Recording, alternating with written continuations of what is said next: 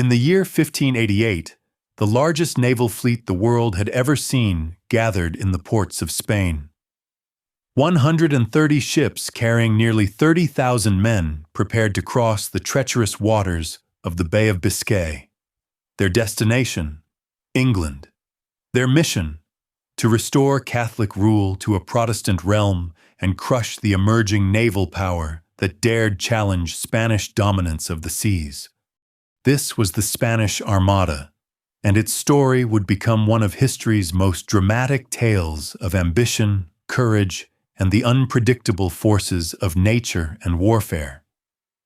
From the opulent courts of Madrid to the windswept decks of galleons, from the strategic planning rooms of the Escorial to the desperate battles in the English Channel, we're about to embark on a journey through one of the most pivotal moments in European history. Picture the scene. King Philip II of Spain, the most powerful monarch in the world, sitting in his austere chambers surrounded by maps and correspondence. For years, he had watched England's Queen Elizabeth support Dutch rebels against his rule, seen English privateers plunder his treasure ships, and witnessed the execution of his fellow Catholic, Mary Queen of Scots. The Protestant threat to his empire and his faith had grown too bold, too dangerous to ignore any longer. But this story doesn't begin with the launching of ships or the clash of cannons. It begins decades earlier, in the complex web of European politics, religious warfare, and maritime rivalry that would ultimately lead to this moment of reckoning. To understand why the Spanish Armada set sail, we must first journey back to the roots of this conflict, to the courts and councils where the seeds of war were planted. The Catholic Church had dominated European politics for over 1,000 years, when a German monk named Martin Luther challenged papal authority in 1517. His Protestant Reformation split Christianity and created religious divisions that would define European conflicts for centuries to come. Spain emerged as the champion of Catholic orthodoxy, while England, after Henry VIII's break with Rome, became increasingly Protestant under his daughter Elizabeth. Spain's empire stretched across the globe like no realm before it. Silver flowed from the mines of Peru and Mexico, filling Philip's coffers and funding his armies. Spanish territories encompassed much of Italy, the Netherlands, parts of France, vast swaths of the Americas, and trading posts in Asia. The Spanish Navy controlled the Mediterranean and Atlantic, while Spanish armies were considered the finest fighting force in Europe. From his palace monastery of the Escorial, Philip ruled over an empire where, it was said, the sun never set.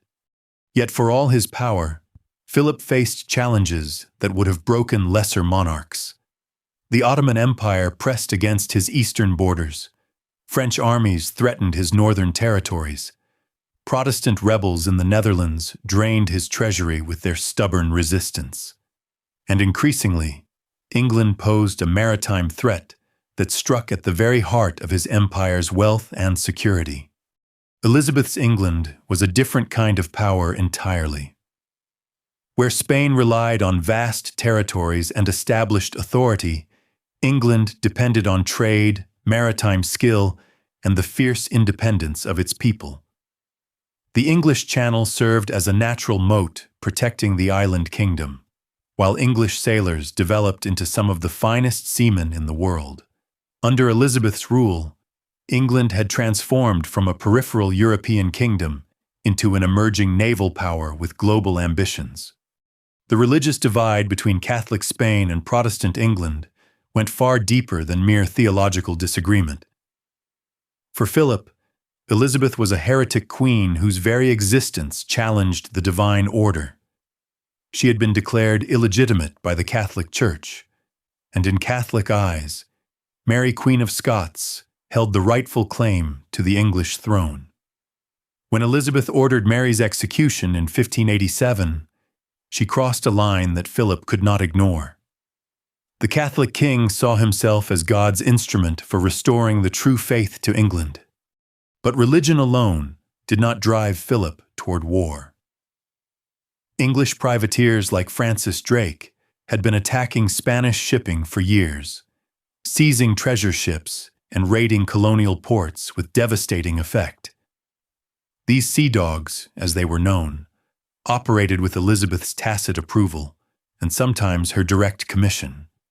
Drake's circumnavigation of the globe between 1577 and 1580 had been as much a raid on Spanish territories as an exploration, and his attack on Cadiz in 1587 had destroyed ships and supplies intended for the Armada. The economic warfare between England and Spain extended beyond simple piracy. English merchants competed with Spanish traders in European markets. English woolen cloth challenged Spanish textiles. English ships carried goods that had once filled Spanish holds. The emerging English economy threatened Spanish commercial dominance, just as English naval power challenged Spanish control of the seas. In the Low Countries, modern-day Netherlands and Belgium, Spanish rule faced a Protestant rebellion that had raged for over 20 years. The Dutch revolt had begun as a protest against Spanish taxation and religious persecution, but it had evolved into a full-scale war for independence. English support for the Dutch rebels included money, weapons, and eventually troops.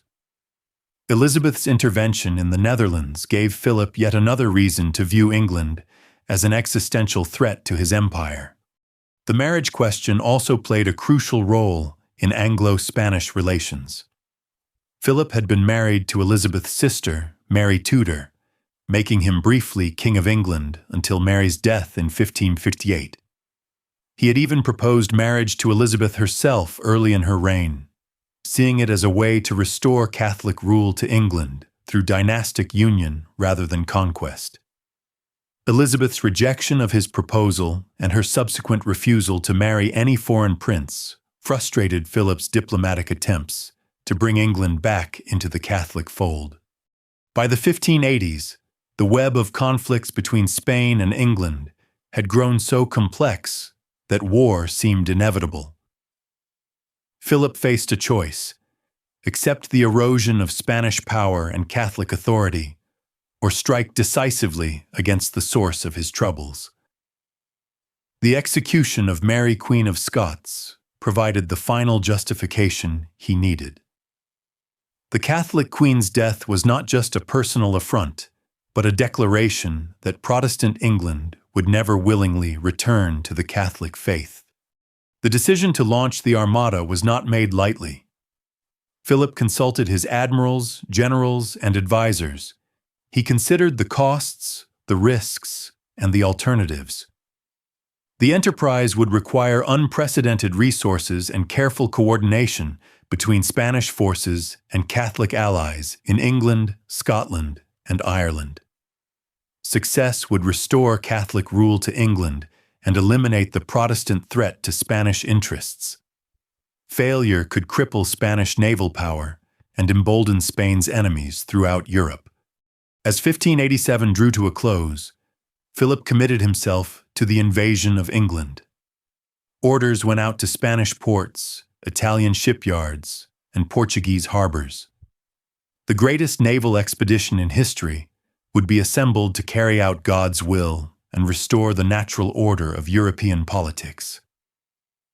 The Spanish Armada would sail, and England's fate would be decided on the waves of the Channel and the beaches of its southern coast. The man chosen to command this mighty fleet was Don Alonso Pérez de Guzmán el Bueno, 7th Duke of Medina Sidonia. On the surface, he seemed an unlikely choice to lead such a crucial expedition. He was known more for his administrative skills and vast estates in Andalusia than for naval experience. Indeed, when Philip offered him the command, Medina Sidonia tried to decline, arguing that he lacked the maritime knowledge necessary for such a complex operation. But Philip's choice was not as strange as it might appear. The original commander, the Marquis of Santa Cruz, had died unexpectedly, leaving Philip in need of a replacement. Medina Sidonia was one of Spain's greatest nobles a man whose loyalty to the crown was unquestioned and whose social rank commanded respect from other aristocratic officers. Philip believed that naval tactics could be learned, but leadership and the ability to maintain discipline among proud and fractious commanders required noble birth and proven character. The Duke accepted his appointment with reluctance, but also with determination to serve his king faithfully.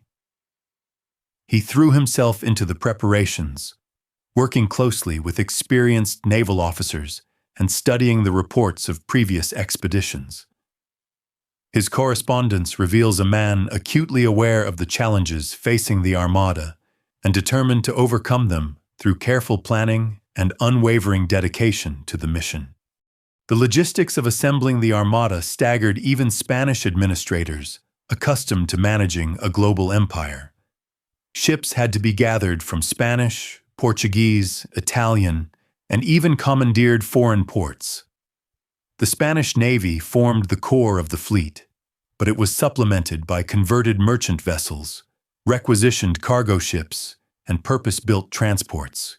Each type of vessel required different supplies, different crews, and different tactical roles in the overall plan. The human element proved even more complex than the ships themselves. Spanish infantry would provide the core fighting force for the invasion, supported by Portuguese Marines, Italian volunteers, and German mercenaries. Sailors came from every corner of the Spanish Empire, speaking different languages and following different maritime traditions. Priests accompanied the expedition to provide spiritual guidance and to convert English Protestants once victory was achieved. Nobles joined the fleet seeking glory and advancement, while common soldiers and sailors served for pay and the promise of plunder. The sheer scale of provisions required boggled the mind. Thousands of barrels of water, wine, and salt pork filled the holds of transport ships. Cannonballs were stacked like pyramids in armories throughout Spain, while tons of gunpowder were carefully stored in waterproof containers. Medical supplies, repair materials, spare sails, and replacement rigging created a logistical puzzle that tested even Spain's experienced quartermasters. Every detail mattered, for once the fleet departed Spanish waters, resupply would be impossible until English ports fell under Spanish control. The weapons of war represented the finest military technology of the age. Spanish galleons mounted bronze cannons cast in Italian foundries, their barrels decorated with the coats of arms of noble families who had funded their construction. Arquebus and musket stocks were checked and rechecked by armorers who understood that a single misfire could mean death in the close quarters of naval combat. Pikes, swords, and crossbows filled the armories, for despite the growing importance of gunpowder weapons, hand-to-hand fighting would ultimately decide the fate of any boarding action. The financial cost of the enterprise nearly bankrupted even Spain's treasure-laden economy. Gold and silver from the Americas flowed directly into Armada preparations, while loans from Italian bankers supplemented royal funds. The expense of maintaining such a massive force during the months of preparation created constant pressure to launch the expedition before resources were completely exhausted. Every day of delay meant higher costs and greater strain on an economy already stretched by wars in multiple theaters. Communication across the sprawling preparation effort relied on a network of messengers, signal fires, and coded dispatches that connected Philip's court to ports throughout his empire. Orders from the Escorial traveled to Lisbon, Cadiz, Naples, and Palermo, coordinating activities across thousands of miles of territory. The complexity of managing such an operation without modern communications technology demonstrated both Spanish administrative skill and the inherent vulnerabilities of coordinating military action across vast distances. Training the diverse elements of the Armada into a cohesive fighting force presented challenges that no previous naval expedition had faced, Spanish naval traditions emphasized close formation sailing and coordinated gunnery, but integrating ships of different sizes, speeds, and capabilities required adapting these tactics to unprecedented circumstances. Mock battles in Spanish harbors tested communication systems and tactical formations, while experienced officers worked to ensure that foreign captains understood Spanish signal codes and battle procedures. The religious dimension of the expedition permeated every aspect of preparation. Masses were celebrated before ships departed port, with priests blessing cannons, consecrating battle flags, and offering prayers for victory over Protestant heretics. Many participants viewed the Armada as a crusade blessed by God, destined to restore Catholic rule to England and eliminate the Protestant threat to European Christianity. This spiritual certainty provided motivation that sustained morale through the hardships of preparation and the uncertainties of the campaign ahead. Intelligence gathering became crucial as the launch date approached. Spanish agents in England reported on defensive preparations, harbor fortifications, and the movements of the English fleet. Coded letters from Catholic sympathizers provided information about potential landing sites and the locations of loyal supporters who might assist the invasion. However, English counterintelligence, coordinated by Elizabeth's spymaster Francis Walsingham, worked to identify and neutralize Spanish informants while spreading disinformation about English defensive capabilities. The strategic plan for the invasion required precise coordination between the Armada and Spanish forces already stationed in the Netherlands under the command of the Duke of Parma. The fleet would sail up the English Channel, rendezvous with Parma's army near Calais, and transport these seasoned troops across the narrow strait to English beaches. Once ashore, Spanish infantry would march on London while the Armada controlled the Channel and prevented English reinforcements from reaching the continent. This plan, elegant in its simplicity, depended on variables that no amount of preparation could completely control.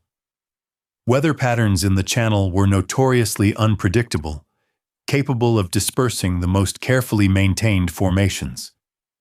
English naval tactics remained largely unknown to Spanish commanders, who assumed that English ships would fight in the traditional manner of closing to short range and attempting to board enemy vessels. The coordination between Parma's forces and the arriving fleet required communication across hostile territory and timing that would challenge even modern military organizations.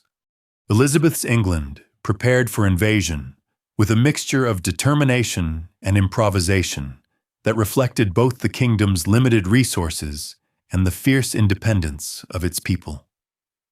Beacon fires were prepared along the southern coast to carry news of the Armada's approach, while militia units drilled with whatever weapons could be found. The English fleet, though smaller than the Spanish Armada, benefited from intimate knowledge of Channel waters and tactical innovations that would prove crucial in the coming battle.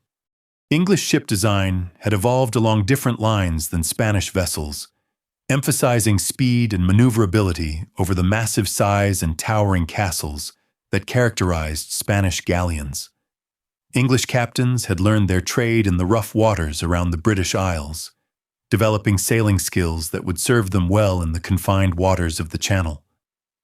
Their crews, though fewer in number than their Spanish counterparts, were seasoned by years of voyages to distant waters and combat with pirates and foreign vessels. The English strategy relied on avoiding close combat, where Spanish superiority in soldiers and boarding tactics could prove decisive.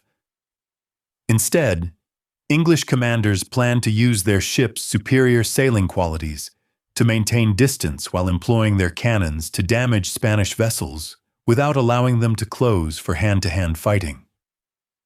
This tactical approach represented a revolution in naval warfare, emphasizing firepower and seamanship over the traditional reliance on soldiers and boarding actions. Lord Admiral Charles Howard commanded the English fleet with a combination of aristocratic authority and practical seamanship that had been tested in previous campaigns against Spanish shipping. His subordinate commanders included some of the most experienced seamen in Europe. Francis Drake, whose raids on Spanish territories had made him legendary. John Hawkins, whose innovations in ship design had revolutionized English naval architecture. And Martin Frobisher, whose Arctic explorations had demonstrated English navigational skills. These sea dogs brought decades of experience fighting Spanish ships and an intimate understanding of Spanish tactics and capabilities. The English defense also relied heavily on shore-based fortifications and militia forces that would resist any successful Spanish landing.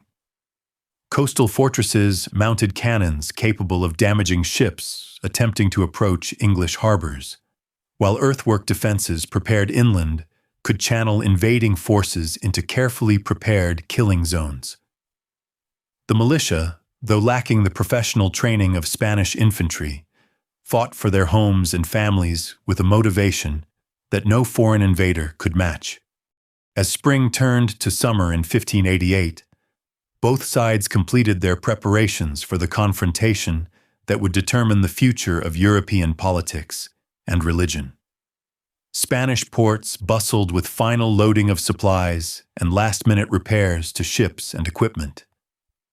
English harbors saw frantic activity as crews prepared their vessels for battle, and coastal defenses received their final inspections. The stage was set for a clash that would echo through the centuries and determine whether Catholic Spain or Protestant England would dominate the seas.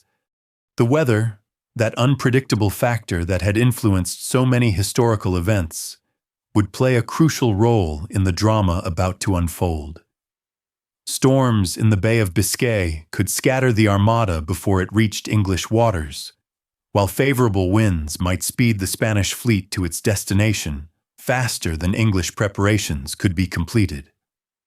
The pilots and navigators of both fleets studied wind patterns and weather signs, knowing that nature's forces might prove more decisive than human courage or tactical skill. In the Escorial, Philip waited for news of his great enterprise, confident that God would bless his righteous cause and restore Catholic rule to England. In Greenwich Palace, Elizabeth prepared to address her troops at Tilbury, ready to defend her realm and her faith against the greatest military threat England had ever faced. The Spanish Armada was ready to sail, and the fate of nations hung in the balance as one of history's most dramatic naval campaigns prepared to begin. The morning of May 28, 1588, dawned clear and calm over the harbor of Lisbon. After months of preparation, countless delays, and meticulous planning, the moment had finally arrived. The Spanish Armada was ready to depart for England, carrying with it the hopes of Catholic Europe and the weight of an empire's destiny.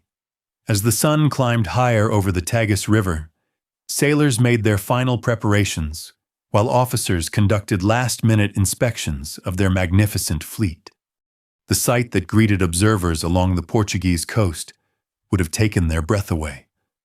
130 vessels of every description filled the harbor and stretched beyond the horizon.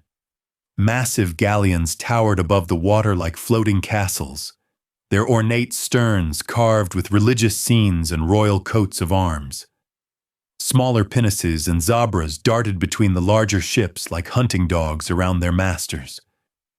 Supply vessels, heavy with provisions and ammunition, rode low in the water beside sleek galleasses that combined the firepower of galleons with the speed of galleys. Each ship flew the crimson and gold banners of Spain, while religious pennants displayed images of Christ, the Virgin Mary, and various saints who would protect the fleet during its sacred mission.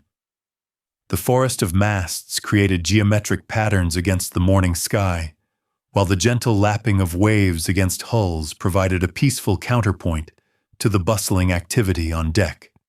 Sailors climbed rigging to adjust sails and check equipment one final time, their movements as choreographed as dancers performing an ancient ritual. The crews themselves represented a cross-section of Spanish society and the wider Catholic world.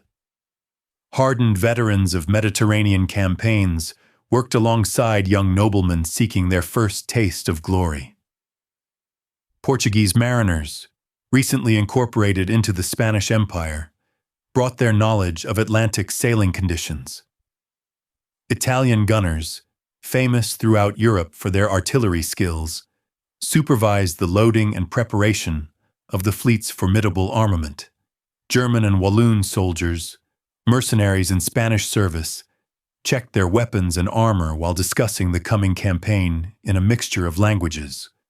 Religious ceremonies marked the fleet's departure with appropriate solemnity. Priests moved through the ships offering final blessings and hearing confessions from men who might not survive the coming battles. The Archbishop of Lisbon himself came aboard the flagship San Martin to consecrate the expedition and deliver a sermon reminding the assembled forces of their sacred duty. Banners bearing religious images were blessed and distributed to each ship, while holy relics were carefully stored in special shrines that would protect them during the voyage. The complexity of getting such a massive fleet underway tested even the most experienced naval officers. Ships had to depart in carefully planned sequence to avoid collisions in the crowded harbor. Supply vessels and transports left first, followed by the fighting ships arranged according to their designated positions in the battle formation. The flagship San Martin, carrying Medina Sidonia and his staff, would sail in the center of the fleet where the Duke could maintain command and control over the entire expedition. Signal flags and trumpet calls coordinated the departure as each ship weighed anchor and caught the morning breeze.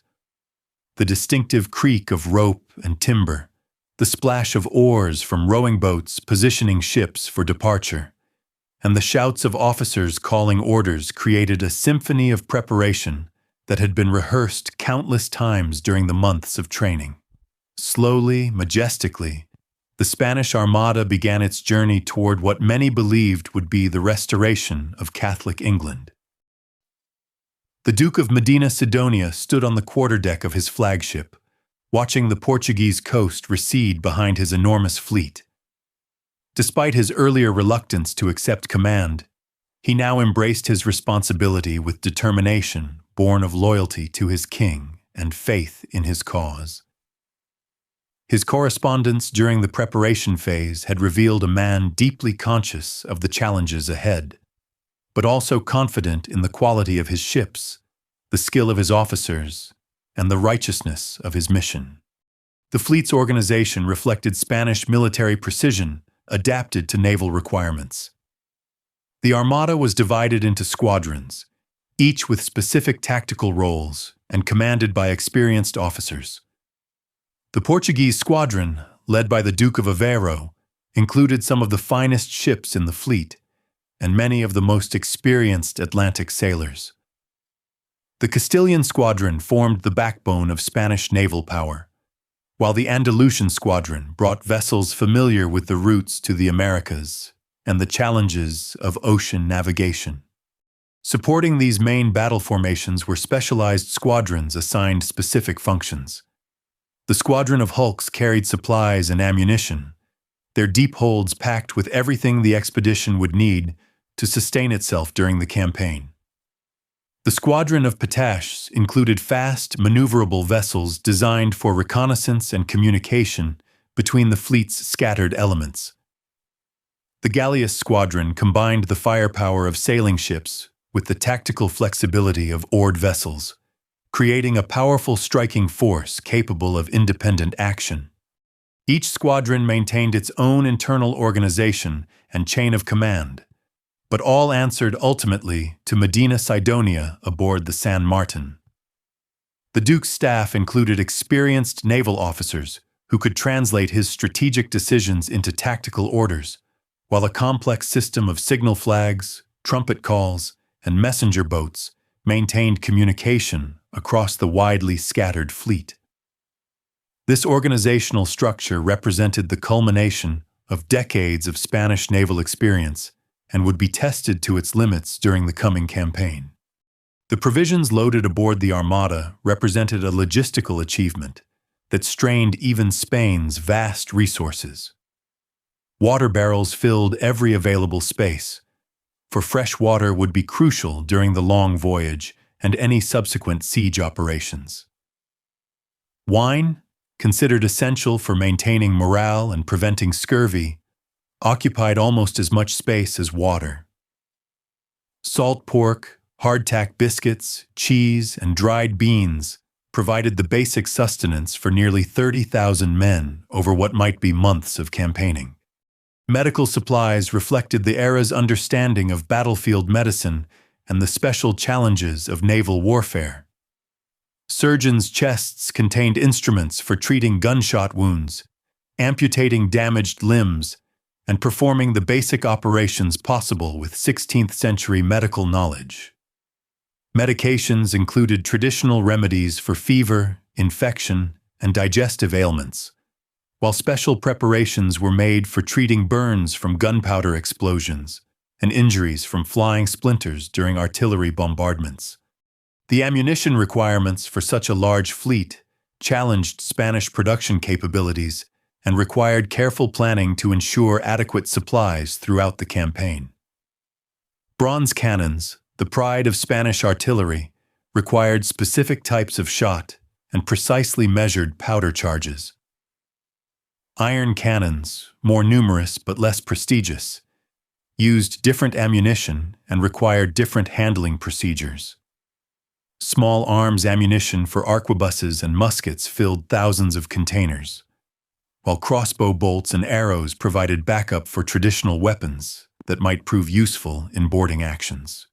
Religious materials accompanied the expedition in quantities appropriate to its sacred character.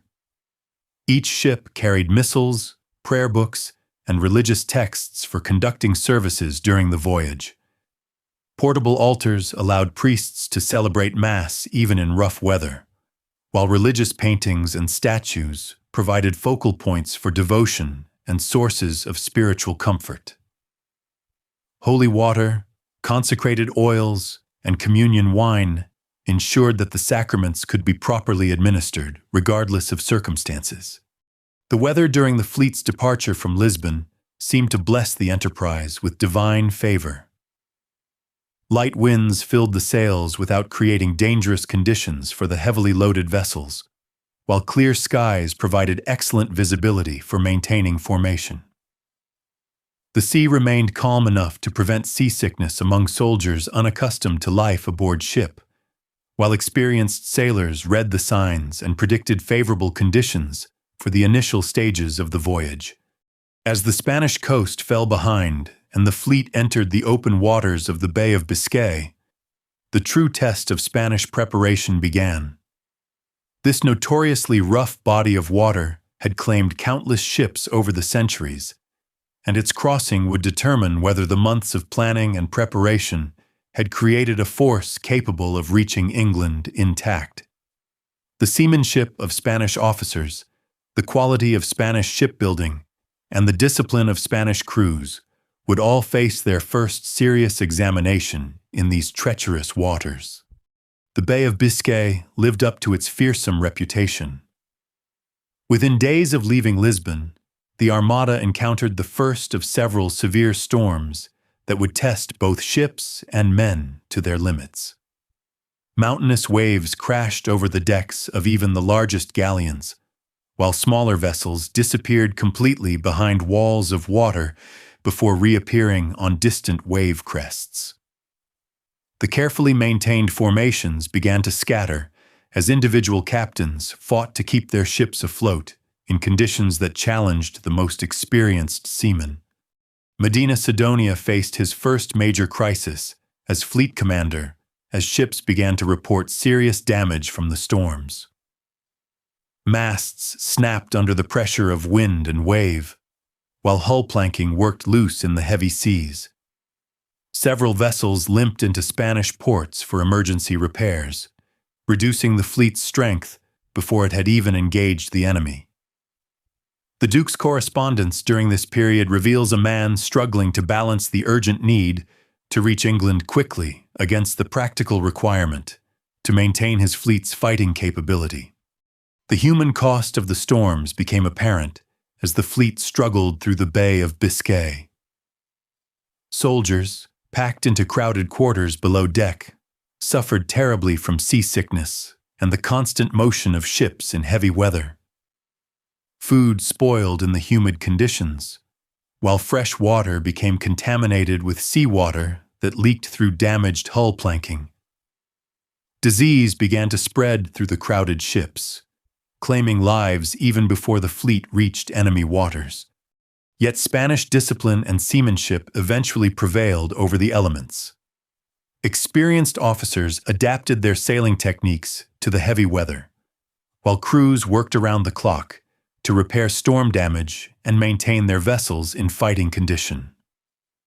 The religious faith that motivated the expedition provided spiritual strength during the darkest moments, with priests conducting services and offering prayers for divine protection against the forces of nature.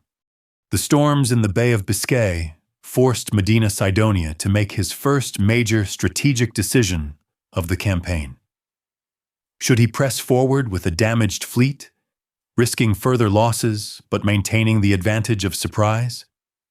Or should he seek shelter in Spanish ports to complete repairs, giving the English more time to prepare their defenses, but ensuring that the Armada reached English waters in fighting condition? The Duke chose a middle course, sending the most severely damaged ships back to Spain while continuing northward with the bulk of his fleet. As the surviving ships of the Armada finally cleared the Bay of Biscay and entered the approaches to the English Channel, both Spanish officers and their crews began to sense that the real test of their mission lay ahead. The storms had been a trial by nature, but now they would face the deliberate opposition of English ships and English seamanship. The fate of the expedition, and perhaps the future of European religion and politics, would be decided in the narrow waters between England and France. The Spanish fleet that approached the English Channel in late July 1588 was still a formidable force, despite the losses suffered during the Atlantic crossing. Nearly 120 ships remained under Medina Sidonia's command, carrying approximately 25,000 soldiers and sailors ready to restore Catholic rule to England. The Duke's determination had been strengthened rather than weakened by the challenges already overcome, while his officers and men had gained confidence from their successful navigation of some of the most dangerous waters in Europe. English observers watching from the cliffs of Cornwall caught their first glimpse of the Spanish fleet on July 19, 1588. The sight that greeted them confirmed their worst fears about the scale of the Spanish threat. Ship after ship appeared on the horizon, their white sails catching the morning sun as they approached in the distinctive crescent formation that Spanish tactical doctrine prescribed for fleet actions. The Armada stretched across miles of ocean, a moving testament to Spanish power and Catholic determination that announced the beginning of the most decisive naval campaign in English history. The signal fires that had waited months for this moment blazed to life along the English coast. From Cornwall to Kent, beacon after beacon burst into flame as news of the Armada's approach raced faster than any horse could carry it. Church bells pealed across the countryside, their urgent tolling summoning militiamen from their fields and workshops. In London, Elizabeth's court received the long-anticipated message with a mixture of dread and determination. The moment England had prepared for since Philip first conceived his great enterprise had finally arrived. Lord Admiral Charles Howard commanded the English fleet from his flagship Ark Royal, a vessel that embodied everything the English had learned about naval warfare over the past decades. Unlike the towering Spanish galleons with their castle-like superstructures, English ships sat lower in the water with sleeker lines that cut through waves rather than riding over them. Their design emphasized speed and maneuverability over the imposing presence that Spanish naval tradition valued. These ships had been built for the rough waters around Britain, where survival depended more on seamanship than on intimidation. Howard's captains represented the finest naval talent England could muster. Francis Drake, the most famous English seaman of his generation, commanded the Revenge with the same audacious spirit that had carried him around the world and into the heart of Spanish colonial empire. His reputation alone was worth a squadron of ships, for Spanish sailors had learned to fear the name El Draque during his devastating raids on their treasure fleets and colonial ports. Yet Drake chafed under the restraints of fleet action, his instincts favoring the independent operations that had made him legendary. John Hawkins, naval architect and experienced commander, brought a different set of skills to the English cause. His innovations in ship design had revolutionized English naval capabilities, creating vessels that could outrun larger enemies while delivering devastating firepower at long range. Hawkins understood better than anyone how English tactical advantages could overcome Spanish numerical superiority, provided the battle could be fought on English terms rather than according to traditional naval conventions. Martin Frobisher commanded another squadron with the practical seamanship that had carried him through Arctic ice in search of the Northwest Passage. His experience navigating treacherous waters under impossible conditions had taught him lessons about ship handling that would prove invaluable in the confined space of the English Channel. The Channel's tides, currents, and wind patterns held no mysteries for captains who had learned their trade in these waters. The English strategy had been debated and refined through months of planning sessions that brought together the kingdom's finest naval minds. Traditional naval tactics called for closing with the enemy, grappling ships together, and deciding the battle through hand-to-hand combat between soldiers. Spanish ships carried thousands of infantry trained for exactly this type of fighting, and their high sides and numerous soldiers gave them overwhelming advantages in boarding actions. English commanders had no intention of fighting a traditional naval battle. Their ships carried fewer soldiers but more cannons, and their crews had been trained to use superior sailing qualities to maintain distance while pounding Spanish vessels with artillery fire. This revolutionary approach to naval warfare emphasized firepower over boarding, seamanship over soldiering, and speed over strength. Success would require perfect execution under the most challenging conditions imaginable. The English fleet that gathered to meet the Spanish threat numbered barely 60 ships, less than half the size of the approaching Armada. Yet these vessels represented the cutting edge of naval technology and tactical innovation. English gunners had trained extensively with their weapons, learning to fire accurately while their ships pitched and rolled in heavy seas. English sailors knew every current and wind pattern in the Channel, advantages that might prove decisive in waters where local knowledge could mean the difference between victory and disaster.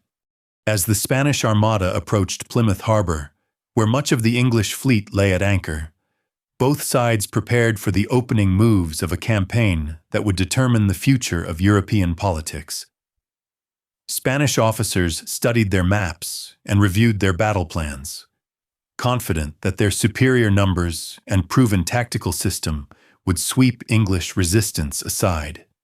English captains checked their guns and reviewed their own plans, hoping that innovation and desperation would overcome the odds stacked against them.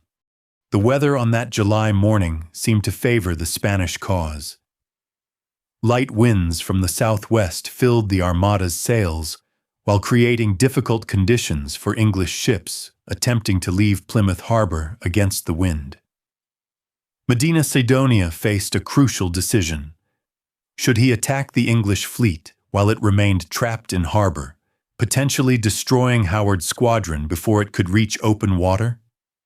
Or should he continue toward his rendezvous with Parma's army, maintaining the strategic plan that called for transporting seasoned troops to English beaches? The Duke chose to follow his orders rather than pursue the tactical opportunity presented by the English fleet's vulnerable position. His instructions from Philip emphasized the importance of maintaining formation and proceeding to the Netherlands to collect Parma's invasion force. The primary mission was invasion, not naval battle, and Medina Sidonia refused to be distracted from his strategic objective by the temptation of a tactical victory that might scatter his fleet and disrupt the carefully coordinated timing of the operation. This decision would haunt Spanish hopes throughout the coming campaign. Howard's fleet escaped Plymouth Harbor during the night, using intimate knowledge of local waters and superior sailing skills to work their way to windward of the Spanish formation. By dawn on July 21st, the English had achieved the weather gauge, positioning themselves upwind of the Armada where they could choose when and how to engage. The initiative had passed to the defenders, and Spanish numerical superiority had been neutralized by English seamanship. The first engagement between the fleets occurred off Plymouth as Howard's ships swept down on the Spanish rear guard. The battle opened with a formal challenge, as Howard sent a pinnace to fire a single shot at the Spanish flagship before retreating to signal the beginning of hostilities. This gesture, courteous by the standards of 16th-century warfare, marked the end of diplomacy and the beginning of a running battle that would continue for over a week. English tactics immediately demonstrated their revolutionary nature. Instead of closing for traditional boarding actions, English ships maintained their distance while subjecting Spanish vessels to sustained artillery bombardment.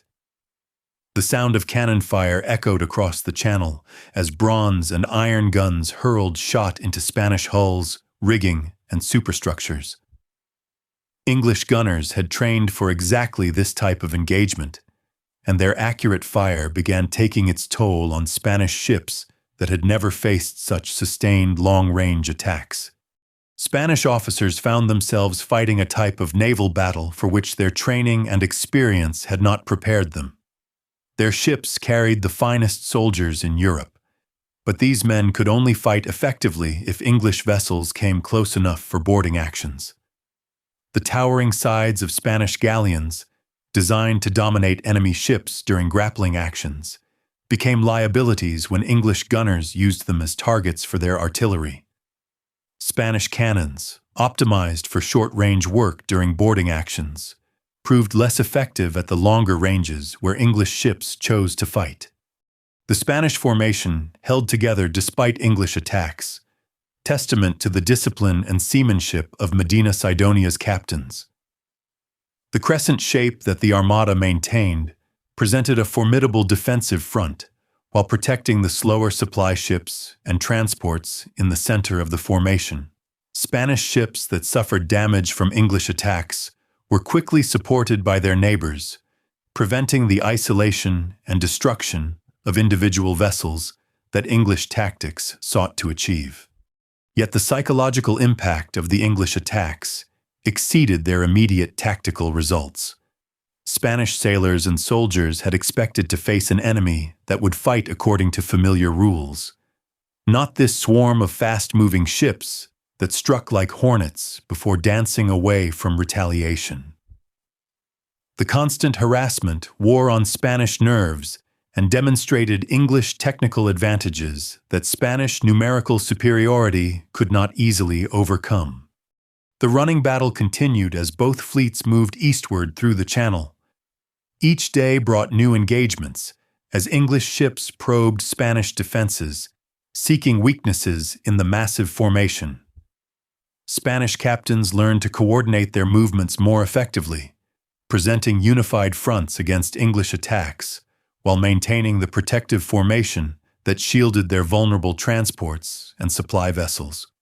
Individual actions within the larger battle showcased the courage and skill of sailors on both sides. Spanish captains like Don Pedro de Valdez fought desperately to maintain their positions in the formation despite severe damage to their ships. English captains like Drake and Hawkins demonstrated the aggressive seamanship that had made them legendary, pressing attacks home despite the overwhelming firepower that Spanish ships could bring to bear at close range. The weather played an increasingly important role as the fleets moved deeper into the channel.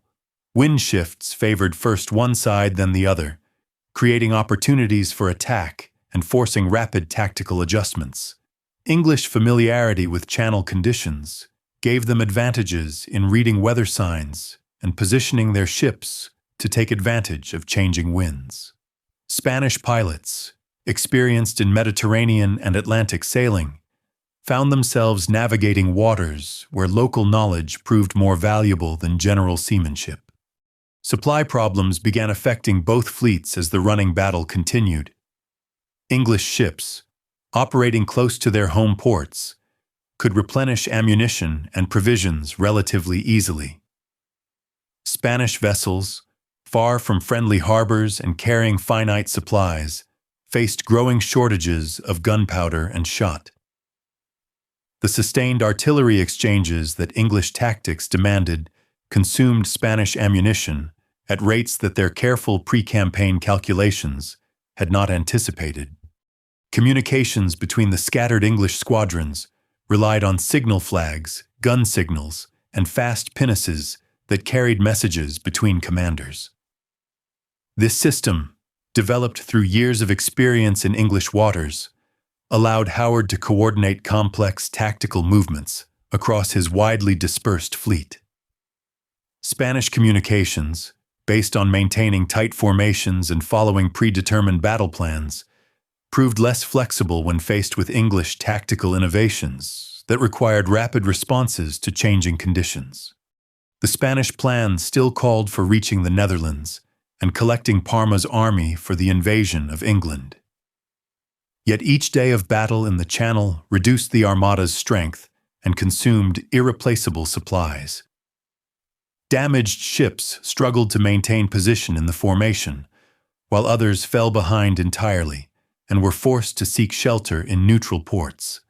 The magnificent fleet that had departed Lisbon was being slowly ground down by the very type of warfare it had not been designed to fight.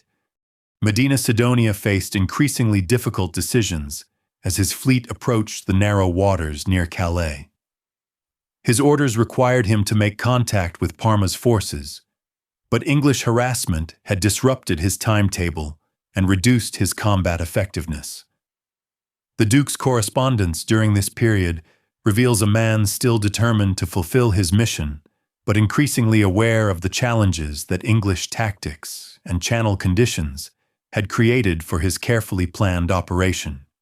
The approaching crisis would test every assumption upon which the Spanish enterprise had been based.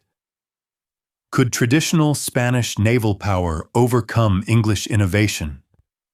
Would Spanish discipline and determination prove stronger than English desperation and fighting in home waters?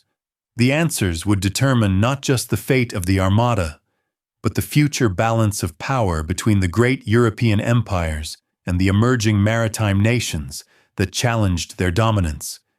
As the Spanish fleet approached the French coast near Calais, both sides prepared for the climactic phase of a campaign that had already exceeded everyone's expectations.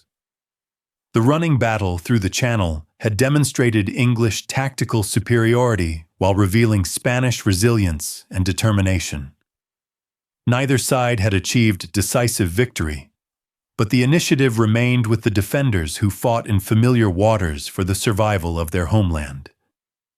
The stage was set for the final acts of a drama that would determine whether Catholic Spain or Protestant England would dominate the seas and shape the future of European civilization. The Duke of Medina Sidonia gazed across the waters toward Calais roads, his weathered face betraying the strain of the week-long running battle that had brought his fleet to this crucial juncture. The ancient French port town rose from the coastline like a medieval sentinel, its harbor offering the promise of shelter and respite from the relentless English pursuit.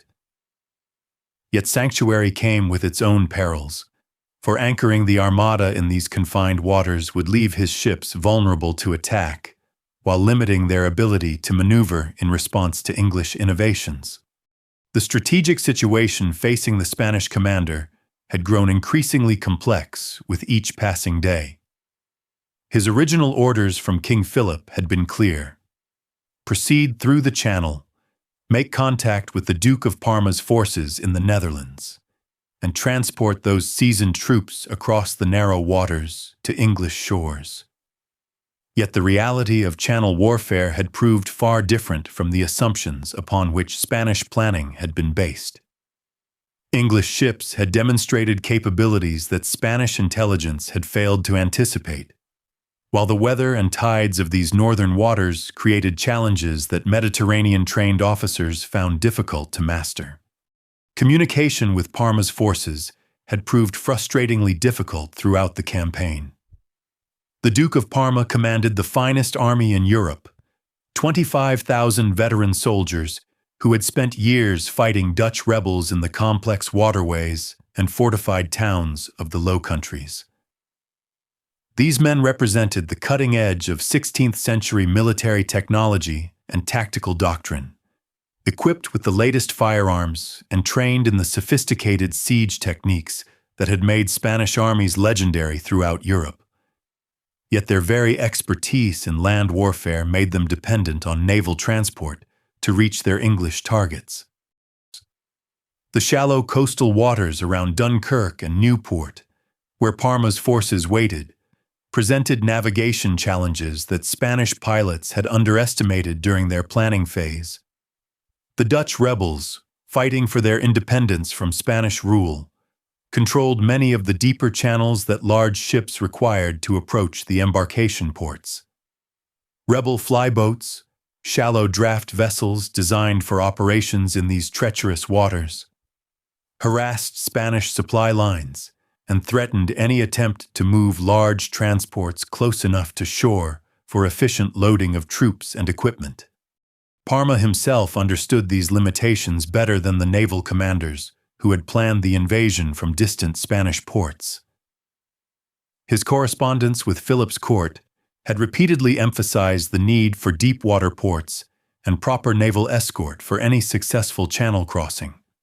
The Duke commanded an army capable of conquering England once it reached English soil, but moving that army across 30 miles of water controlled by English ships presented challenges that land-based strategic thinking had not fully appreciated. The English fleet that had pursued the Armada through the Channel now faced its own crucial decisions. Lord Admiral Howard commanded ships and men that had performed beyond their most optimistic expectations, demonstrating tactical innovations that revolutionized naval warfare, while maintaining the aggressive pursuit that prevented Spanish forces from implementing their invasion plan. Yet English ammunition reserves were running dangerously low after a week of constant artillery exchanges, while crew fatigue from continuous operations began affecting the seamanship that provided English tactical advantages. Howard's captains brought decades of experience fighting Spanish ships in waters around the globe, yet none had faced the challenge of defeating such a large and well-organized fleet in the confined waters of the Channel. Francis Drake's instincts favored the bold strokes that had made him legendary during his raids on Spanish shipping. But fleet actions required coordination and discipline that sometimes conflicted with the independent spirit that made individual English captains so effective. The delicate balance between aggressive initiative and tactical coordination would determine whether English innovations could overcome Spanish numerical superiority in the decisive engagements ahead. The tactical lessons learned during the week-long running battle had forced both sides to reconsider fundamental assumptions about naval warfare. Spanish officers discovered that their traditional emphasis on boarding actions and soldier-heavy crews provided fewer advantages than expected when facing enemies who refused to close to grappling range. The towering castles that made Spanish galleons so imposing in harbor proved vulnerable to English gunners who used them as prominent targets for long-range artillery fire. Spanish cannons, optimized for the short-range work of boarding actions, proved less effective at the longer distances where English ships chose to fight. English commanders learned that their tactical innovations, while effective in preventing Spanish success, had not yet achieved the decisive victory that England's strategic situation required. Damaging Spanish ships and disrupting their formations provided important advantages, yet the Armada remained a formidable force capable of accomplishing its mission if given the opportunity to coordinate with Parma's army. The initiative remained with the English fleet, but converting tactical superiority into strategic victory would require bolder action than the cautious harassment that had characterized the Channel fighting. The human cost of the campaign began weighing heavily on both sides as the fleets approached their climactic confrontation. Spanish ships that had suffered English artillery fire carried wounded men in their crowded quarters, while the constant stress of maintaining formation under attack had exhausted crews already weakened by the Atlantic crossing and the diseases that spread rapidly in the unsanitary conditions aboard 16th-century warships. Spanish soldiers, trained for land warfare, struggled with seasickness and the disorientation of naval combat, where traditional military skills provided little advantage. English crews faced their own challenges as the sustained pursuit pushed ships and men to their limits.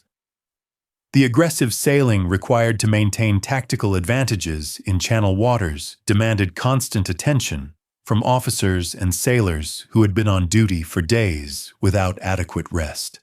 English ships, designed for speed and maneuverability rather than endurance, required more frequent maintenance than their Spanish counterparts, while the intensive use of artillery had depleted ammunition reserves that could not be easily replenished while maintaining contact with the enemy. The weather patterns that governed Channel navigation continued influencing both tactical and strategic decisions as the campaign approached its climax. Wind directions that favored one fleet automatically disadvantaged the other, creating opportunities for attack while limiting escape routes for damaged vessels. The tidal flows that English captains understood instinctively remained mysterious to Spanish pilots, whose Mediterranean experience provided little guidance for navigating these complex northern waters, where miscalculation could drive ships onto hidden sandbanks or treacherous rocks. Local knowledge proved increasingly valuable as both fleets operated in waters where charts provided incomplete information about currents, depths, and hazards. English fishermen and merchant captains who knew every reef and channel offered their services to Howard's fleet, providing intelligence that no amount of formal naval training could replace. Spanish pilots, despite their skill and experience, found themselves dependent on captured charts and local informants whose reliability remained questionable under the pressures of warfare. The political implications of the campaign's outcome extended far beyond the immediate military consequences for England and Spain. Catholic powers throughout Europe watched the Armada's progress with intense interest, knowing that Spanish success would strengthen the Counter-Reformation and encourage Catholic resistance to Protestant rule in France, Germany, and the Netherlands. Protestant nations viewed English resistance as crucial to their own survival, understanding that Spanish victory would embolden Catholic forces everywhere while demonstrating the vulnerability of Protestant maritime powers to determined assault. French policy during the crisis reflected the complex religious and political divisions that characterized European politics in the late 16th century. The French court officially maintained neutrality while secretly supporting different sides based on immediate political calculations rather than consistent religious allegiance. French ports provided shelter to damaged ships from both fleets, though French officials carefully avoided actions that might provoke retaliation from whichever side ultimately proved victorious. The Dutch rebels fighting for independence from Spanish rule viewed the Armada's progress with particular concern, knowing that English defeat would free Spanish forces for intensified campaigns against Dutch strongholds. Dutch flyboats operating in the shallow waters around Dunkirk and Nieuwpoort worked to prevent effective coordination between Spanish naval and land forces, understanding that successful Spanish invasion of England would doom their own struggle for independence. Pope Sixtus V had blessed the Spanish enterprise and promised financial support for its success, viewing the campaign as a crucial step toward restoring Catholic unity to Northern Europe. Yet papal enthusiasm for the invasion coexisted with concerns about Spanish dominance, becoming so overwhelming that it threatened papal independence in religious matters. The complex relationship between Spanish political ambitions and Catholic religious goals created tensions that influenced both the planning and execution of the invasion attempt. The economic implications of the campaign's outcome would reshape European trade patterns and colonial development for generations to come. Spanish control of American silver and global trade routes depended partly on maintaining naval supremacy that English success would challenge directly.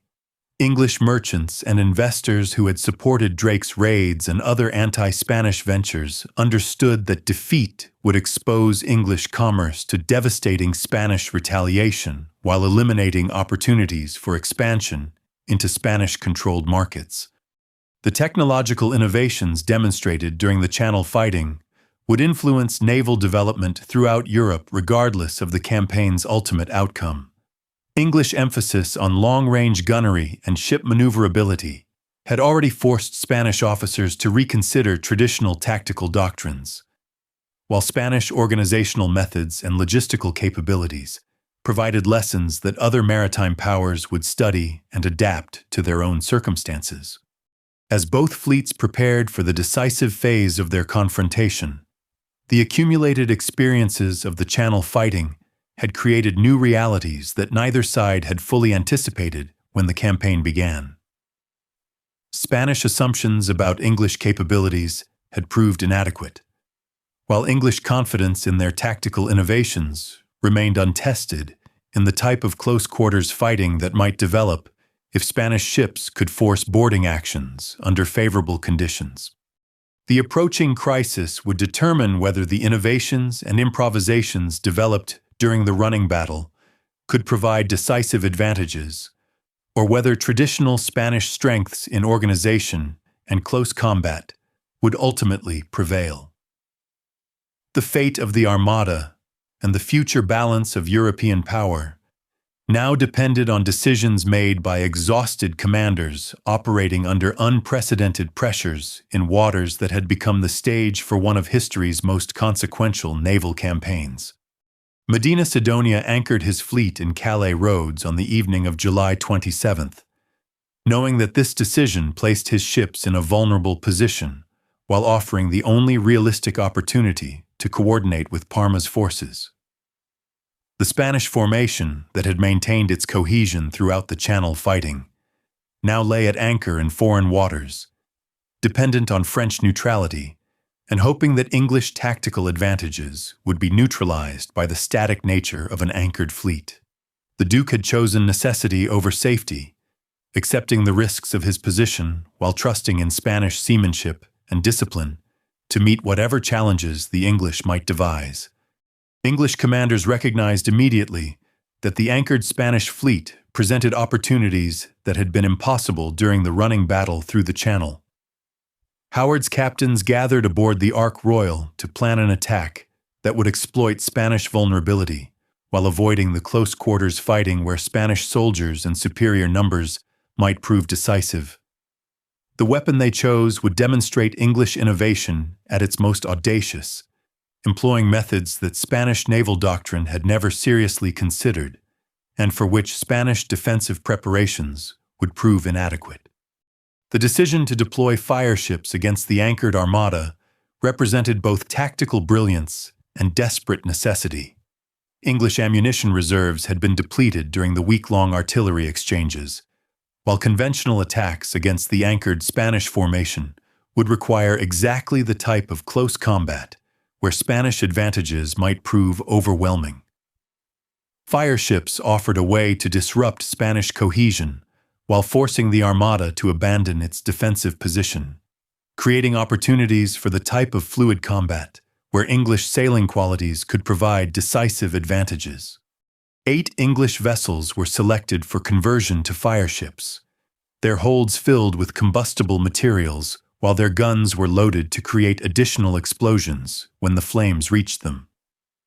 These ships represented significant sacrifices for a fleet that could ill afford to lose any vessels, yet their potential impact on Spanish morale and formation integrity justified the cost.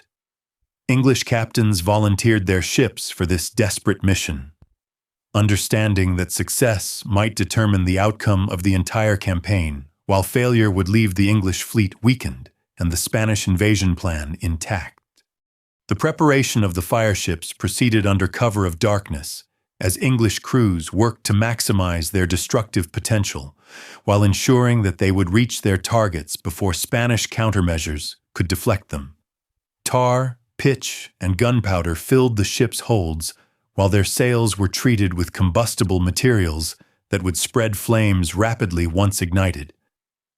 The timing of the attack required precise calculation of wind and tide to ensure that the blazing vessels would drift into the heart of the Spanish formation, rather than harmlessly burning themselves out in open water. Spanish lookouts detected the approaching fireships shortly after midnight on July 28th, their flames visible against the dark channel waters as they bore down on the anchored fleet. Panic spread through the Spanish formation as captains realized the nature of the threat and began cutting their anchor cables to escape the approaching inferno.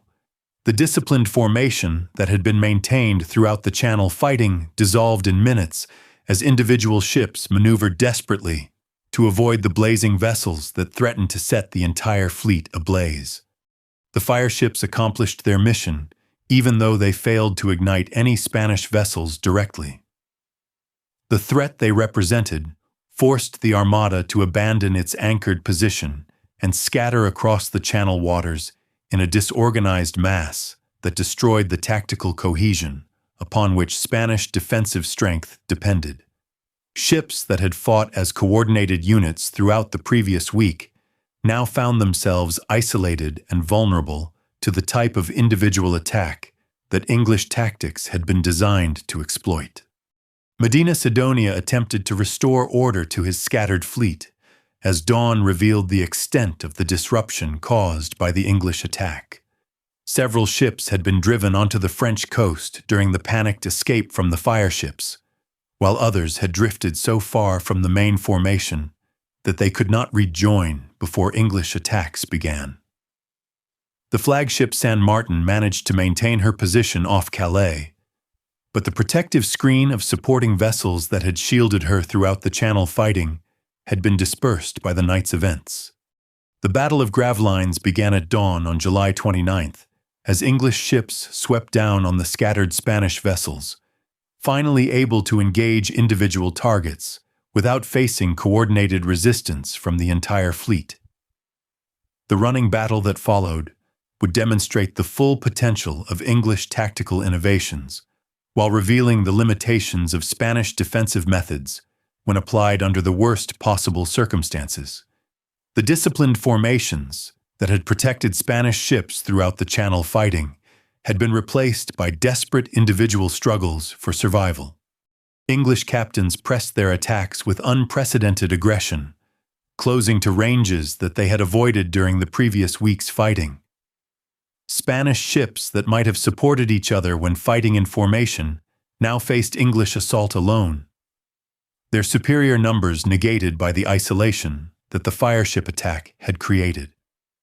The artillery exchanges that had characterized the Channel fighting intensified, as English gunners found themselves able to concentrate fire on individual targets rather than shooting at the disciplined formations that had limited their effectiveness. The human cost of the Gravelines fighting exceeded anything experienced during the previous week's engagements. Spanish ships that had suffered relatively light casualties during the running battle now endured concentrated bombardments that shattered their superstructures and decimated their crews. The close-range fighting that Spanish tactical doctrine had been designed to exploit worked against Spanish interests, when English ships could approach damaged vessels without fear of coordinated retaliation from supporting forces.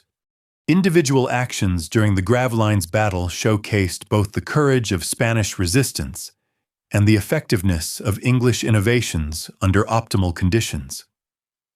The galleon San Lorenzo, flagship of the Galleass Squadron, fought desperately against overwhelming odds after running aground on the Calais sandbanks. Her crew's resistance continued even after the ship became a total loss, demonstrating the fighting spirit that had made Spanish infantry legendary throughout Europe. Yet courage alone could not overcome the tactical disadvantages created by the fleet's dispersion and the concentrated English attacks that followed. The Galleass San Felipe endured perhaps the most sustained bombardment of the entire campaign as multiple English ships concentrated their fire on her towering superstructure.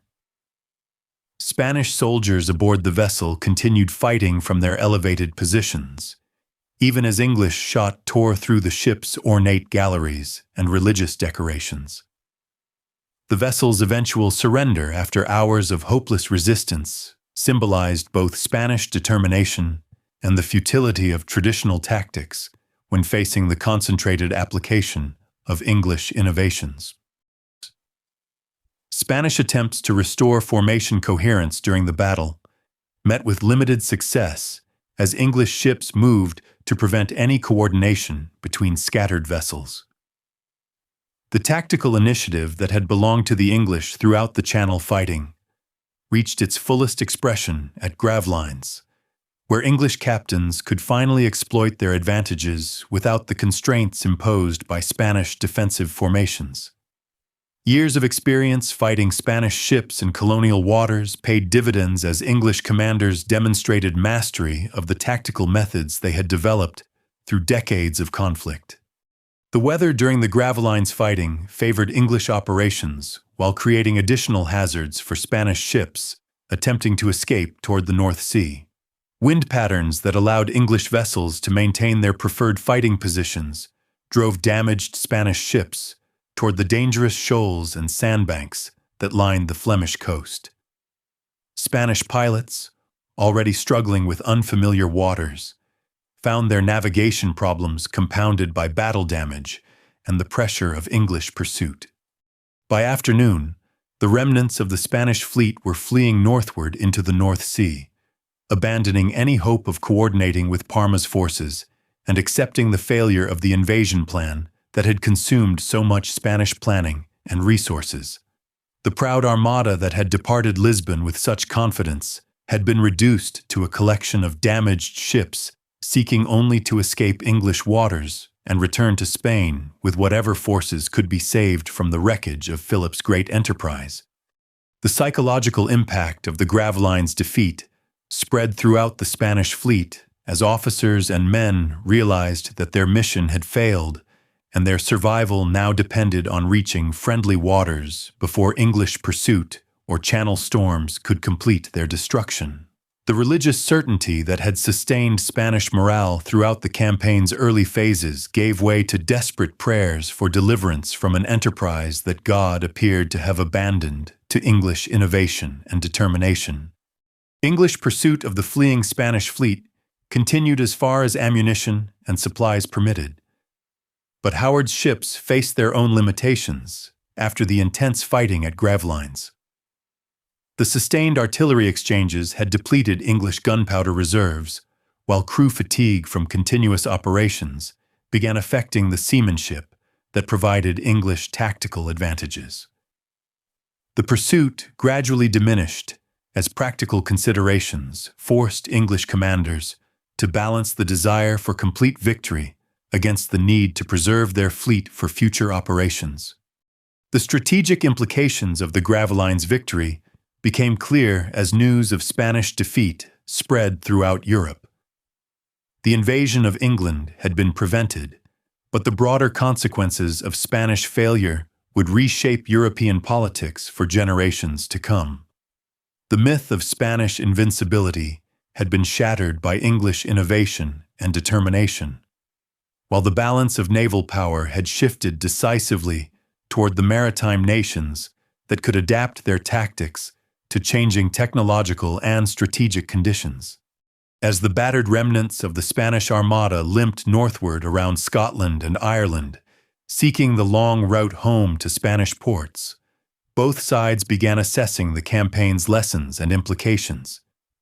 The English had demonstrated that traditional naval power could be overcome by tactical innovation and superior seamanship, while the Spanish learned painful lessons about the limitations of conventional military thinking when applied to the complexities of amphibious warfare in hostile waters.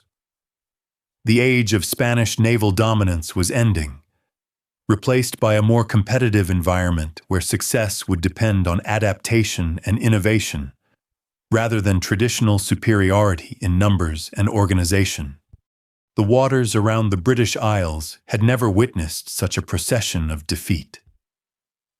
As August dawned over the North Sea, the scattered remnants of what had once been the most magnificent fleet ever assembled struggled northward through increasingly treacherous waters. The Spanish Armada, reduced from its original 130 vessels to perhaps 90 damaged and demoralized ships, faced a journey that would test Spanish seamanship more severely than any battle they had yet endured.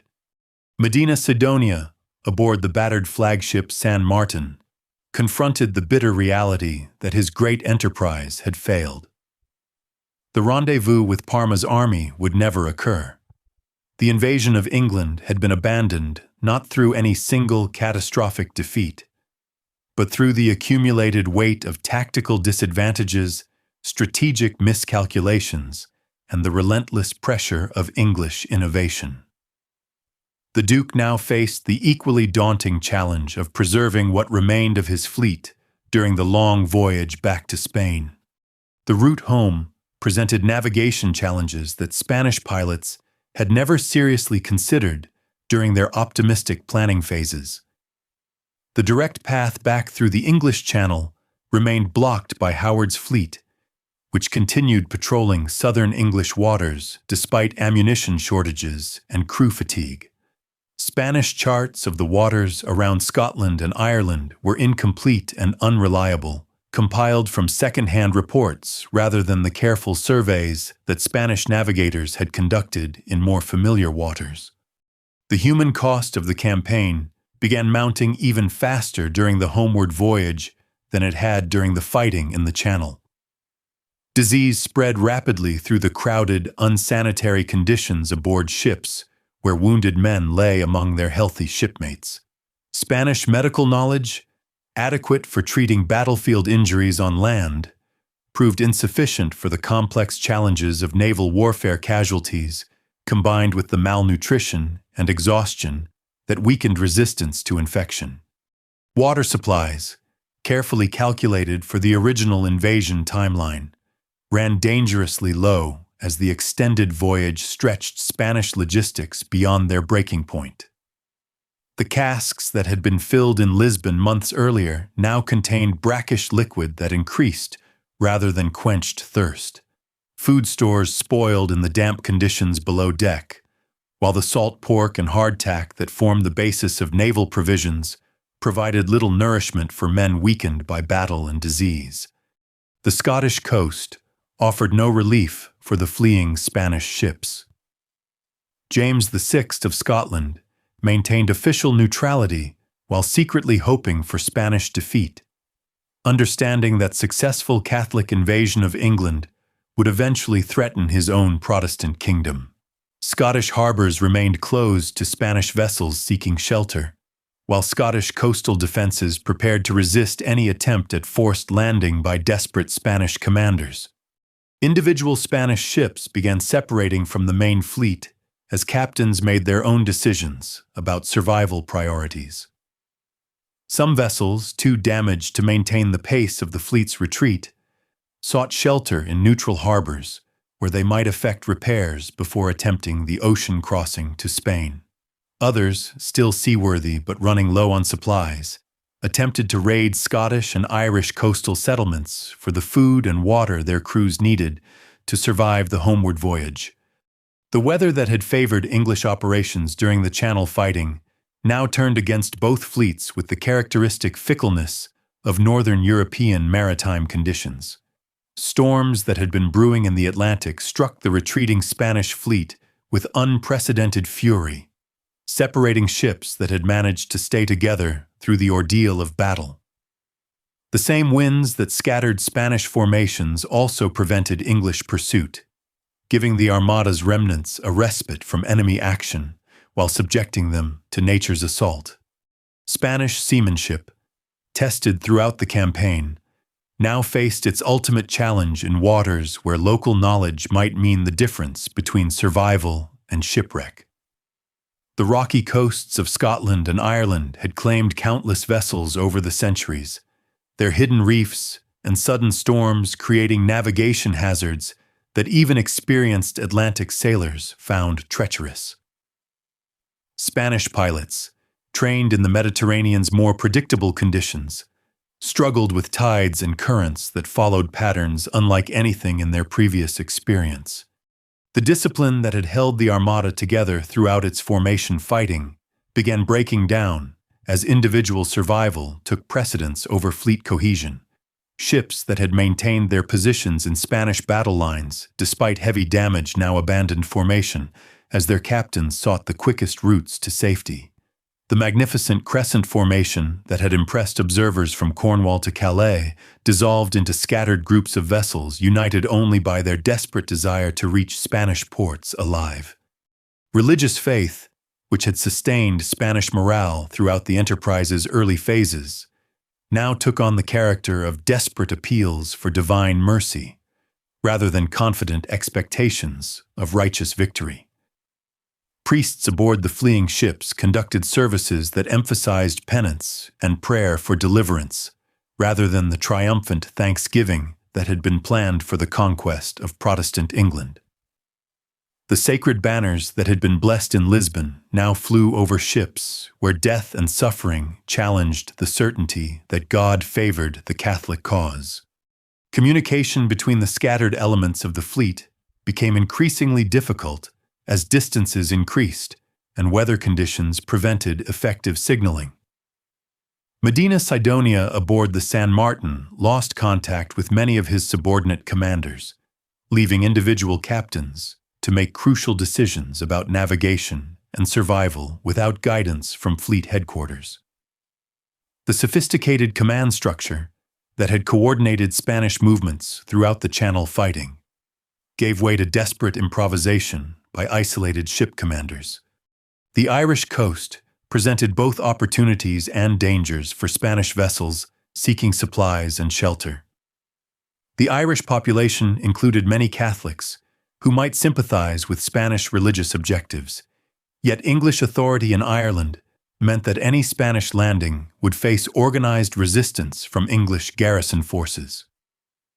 The complex political situation in Ireland, where native Irish Catholics chafed under English Protestant rule, created possibilities for Spanish-Irish cooperation that some Spanish commanders hoped to exploit. Several Spanish ships did attempt landings along the Irish coast, seeking fresh water and provisions while hoping to find friendly populations willing to assist their return voyage. These encounters between Spanish sailors and Irish peasants created some of the campaign's most poignant episodes, as Catholic solidarity struggled against practical concerns about English retaliation against Irish communities that aided Spanish forces. The Girona, one of the fleet's largest galleasses, wrecked on the rocks of County Antrim with the loss of nearly all hands, including many Spanish nobles who had joined the expedition seeking glory and advancement. The vessel's destruction, with its cargo of aristocratic passengers and their portable wealth, symbolized both the human cost of the campaign's failure and the finality of Spanish dreams of easy conquest. Irish peasants who discovered the wreckage found golden jewelry and religious artifacts scattered among the bodies of men who had died far from their Mediterranean homeland.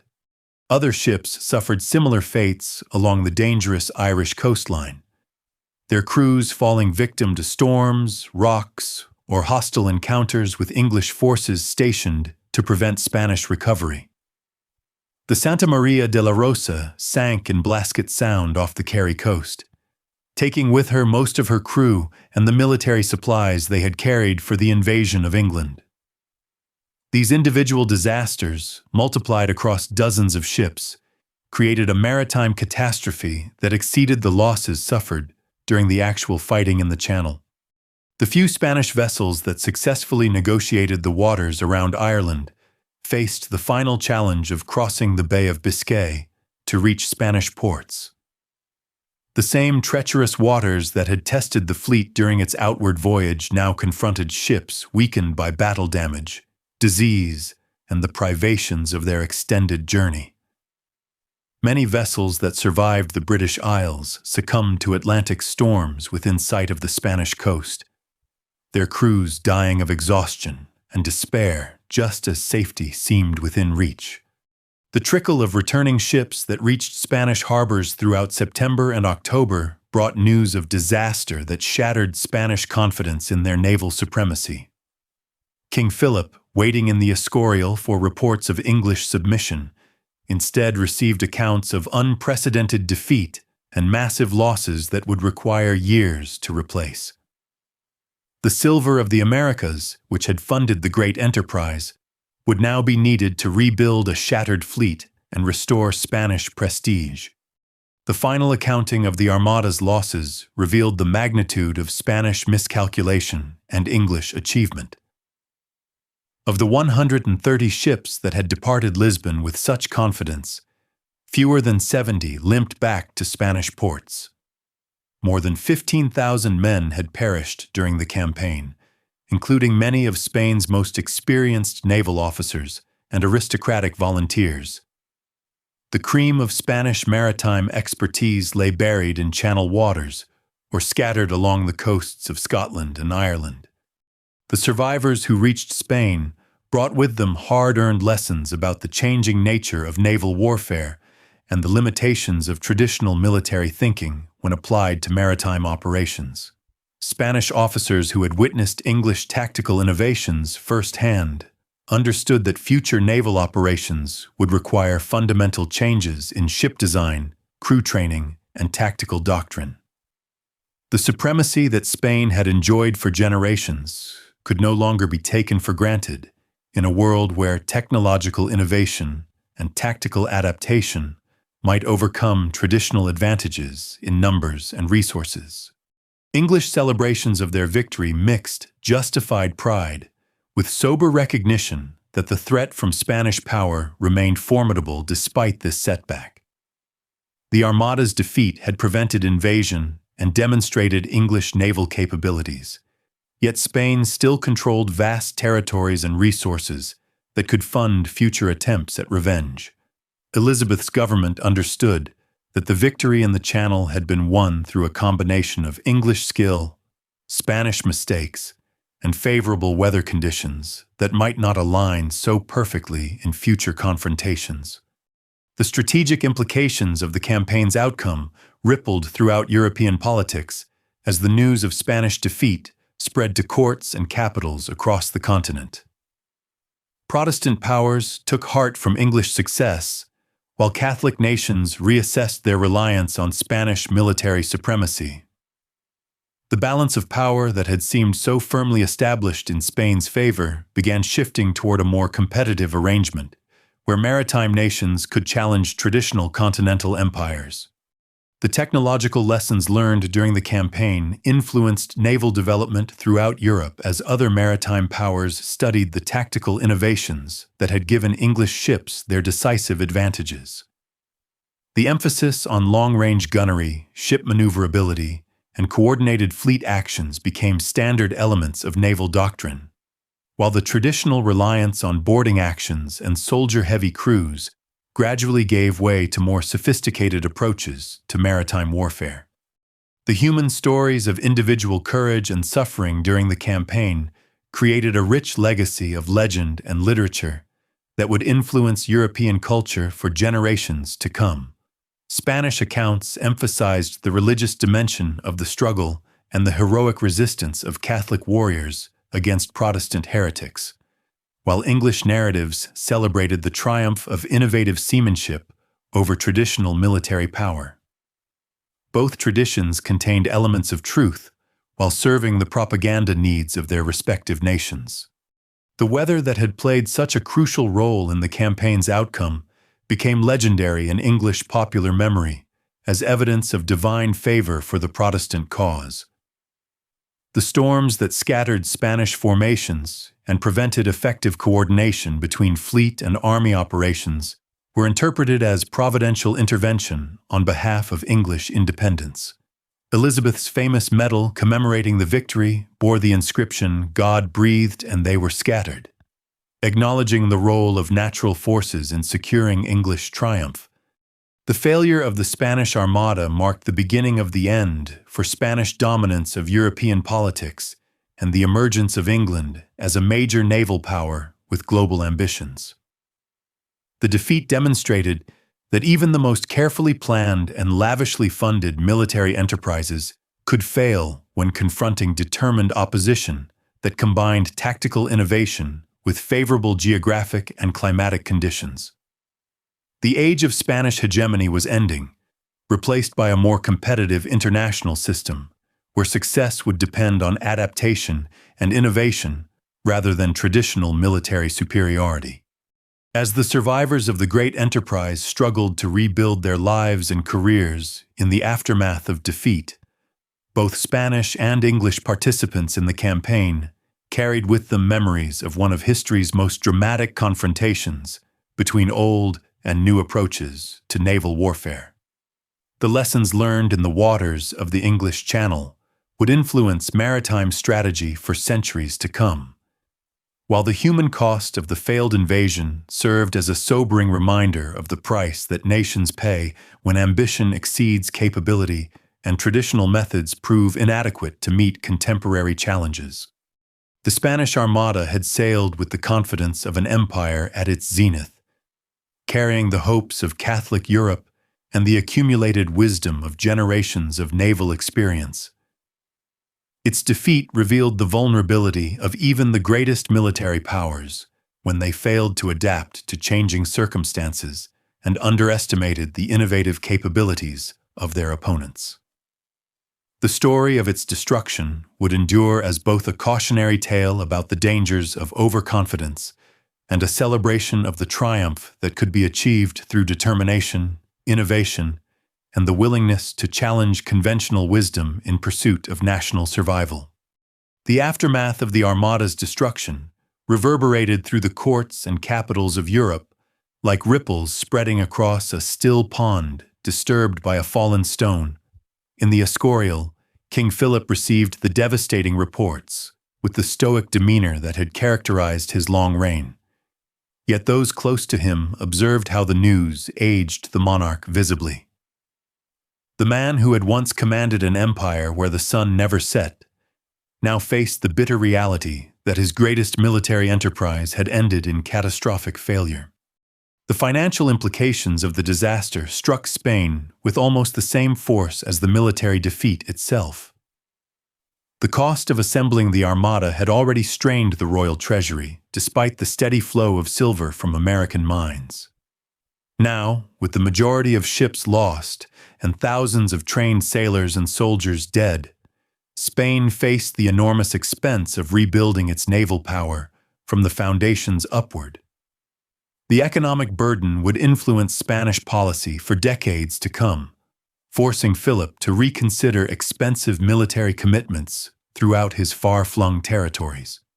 English intelligence networks, coordinated by the brilliant spy master Francis Walsingham, worked tirelessly to assess the true extent of Spanish losses and capabilities.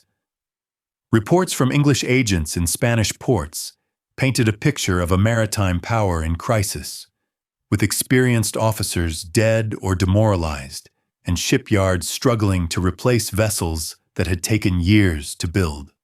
Yet Walsingham warned Elizabeth against overconfidence, understanding that Spain's vast resources and determination might yet produce new threats to English security. The diplomatic landscape of Europe shifted dramatically as news of the Armada's fate reached foreign courts. France, torn by religious civil wars, found its strategic calculations altered by the demonstration of Spanish vulnerability and English naval prowess. The Dutch rebels fighting for independence from Spanish rule took heart from English success, understanding that Spanish naval weakness might prevent reinforcements from reaching Spanish armies in the Low Countries. Protestant German princes, who had watched Spanish power with growing concern, now saw opportunities to challenge Catholic hegemony in Central Europe. Pope Sixtus V, who had blessed the Spanish enterprise and promised financial support for its success, faced a theological crisis as he struggled to reconcile the defeat of a righteous Catholic crusade with divine providence. The Pope's private correspondence revealed his shock at the outcome and his concerns about the broader implications for Catholic power throughout Europe. The failure of such a massive undertaking, blessed by the Church and led by the most Catholic of monarchs, raised uncomfortable questions about God's favor and the righteousness of the Catholic cause. Elizabeth's government moved quickly to exploit their victory through diplomatic initiatives designed to isolate Spain and strengthen Protestant alliances throughout Europe. English ambassadors carried news of the Armada's destruction to courts, where Spanish influence had previously dominated, offering English friendship and support to rulers who might now question their allegiance to Philip's empire. The propaganda value of the victory proved almost as important as its military significance, demonstrating to potential allies that Spanish power could be successfully challenged. The technological innovations that had given English ships their decisive advantages became the subject of intense study throughout European naval circles. Shipbuilders in Holland, France, and even Italian city-states examined English vessel designs and gunnery techniques, seeking to understand how relatively small ships had overcome the massive galleons that had dominated naval warfare for generations. The emphasis on speed, maneuverability, and long-range firepower began influencing ship construction throughout Europe as maritime powers adapted their fleets to the new tactical realities demonstrated in the Channel. English naval doctrine underwent its own evolution as commanders analyzed the lessons learned during the campaign. The running battle through the Channel had proved the effectiveness of English tactical innovations, yet it had also revealed weaknesses in English logistics and ammunition supply that might prove crucial in future conflicts. Naval administrators worked to address these deficiencies while preserving the tactical advantages that had secured victory against overwhelming odds. The human cost of the campaign extended far beyond the immediate casualties suffered during the fighting. Spanish families throughout the empire mourned sons, fathers, and brothers who had sailed with such high hopes and never returned.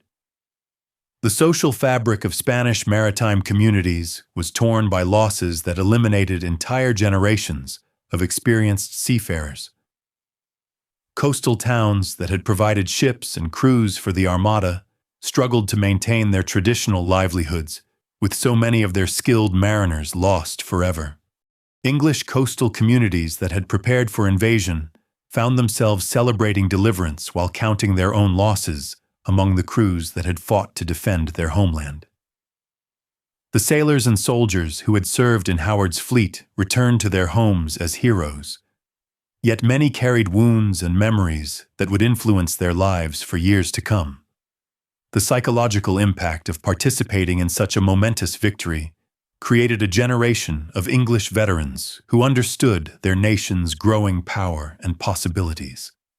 The religious dimensions of the conflict continued to resonate throughout European Christianity as both Catholic and Protestant theologians sought to interpret the campaign's outcome within their theological frameworks. Protestant ministers proclaimed the Armada's destruction as evidence of divine favor for the Reformed faith, while Catholic scholars struggled to explain how God could permit the defeat of a crusade launched to restore religious unity. These theological debates influenced popular opinion and political decisions throughout Europe for generations. The economic consequences of the campaign extended beyond the immediate costs of ships and equipment to encompass broader changes in European trade patterns. Spanish control of Atlantic shipping routes had been challenged by English success, opening opportunities for Dutch, French, and English merchants to compete more effectively with Spanish colonial trade. The myth of Spanish invincibility that had discouraged commercial competition was shattered, encouraging more aggressive mercantile policies by Spain's rivals. Philip's response to the disaster demonstrated both the resilience and limitations of Spanish power in the late 16th century. Orders went out immediately for the construction of new ships and the recruitment of replacement crews, while Spanish diplomats worked to rebuild alliances that had been weakened by the defeat. Yet the king also recognized that the easy confidence of Spanish supremacy had been permanently damaged, requiring more careful consideration of future military enterprises and their chances of success. The intelligence networks that had served both sides during the campaign continued operating as England and Spain maneuvered for advantage in the aftermath of the Armada's destruction. English agents worked to prevent Spanish recovery while gathering information about new threats that might emerge from Spanish territories. Spanish spies sought to understand English capabilities and weaknesses that might be exploited in future conflicts. The shadow war of espionage and counterintelligence that had preceded the Armada continued with even greater intensity after its defeat. Maritime technology advanced rapidly as the lessons of the campaign influenced ship design and naval tactics throughout Europe. The traditional emphasis on massive vessels designed for boarding actions gave way to more sophisticated approaches that balanced firepower, protection, and maneuverability. Gunnery techniques that had proved so effective for English ships were studied and adapted by naval forces throughout the continent, while new approaches to fleet coordination and communication developed from the tactical innovations demonstrated during the Channel fighting. The cultural impact of the Armada's defeat extended far beyond its immediate political and military consequences to influence art, literature, and popular memory throughout Europe. English poets and playwrights celebrated their nation's triumph in works that would shape national identity for centuries to come. Spanish writers struggled to process the magnitude of the defeat while maintaining faith in their nation's ultimate destiny.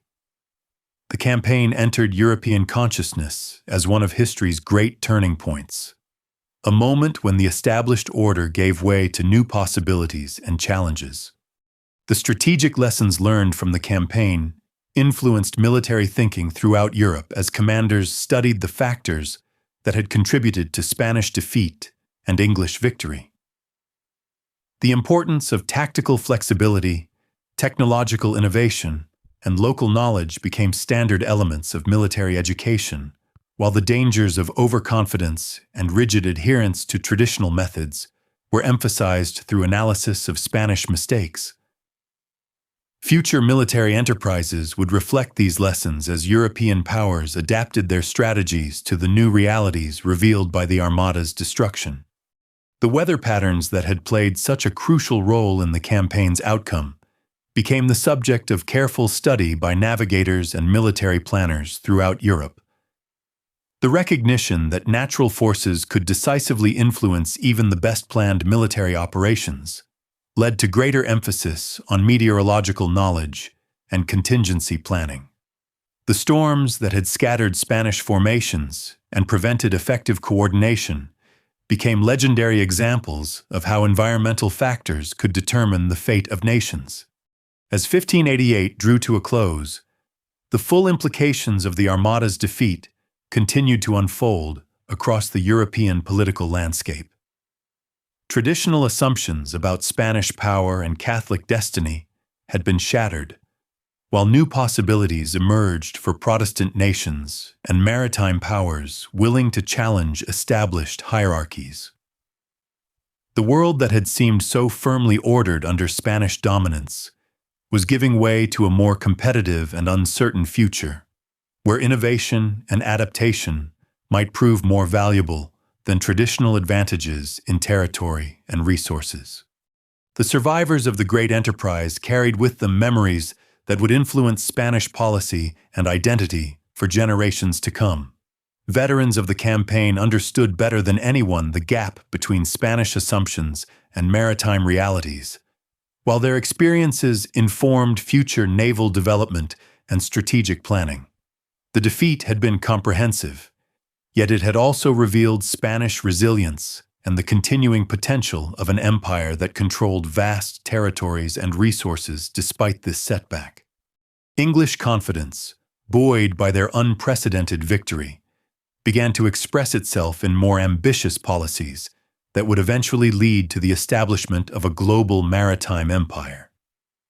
The success against the Armada demonstrated English capabilities, while revealing opportunities for expansion that had previously seemed impossible. The nation that had fought desperately for survival in 1588 would emerge from the experience as a confident naval power ready to challenge established empires throughout the world. The technological and tactical innovations that had secured English victory continued to evolve as naval warfare adapted to the lessons learned during the campaign.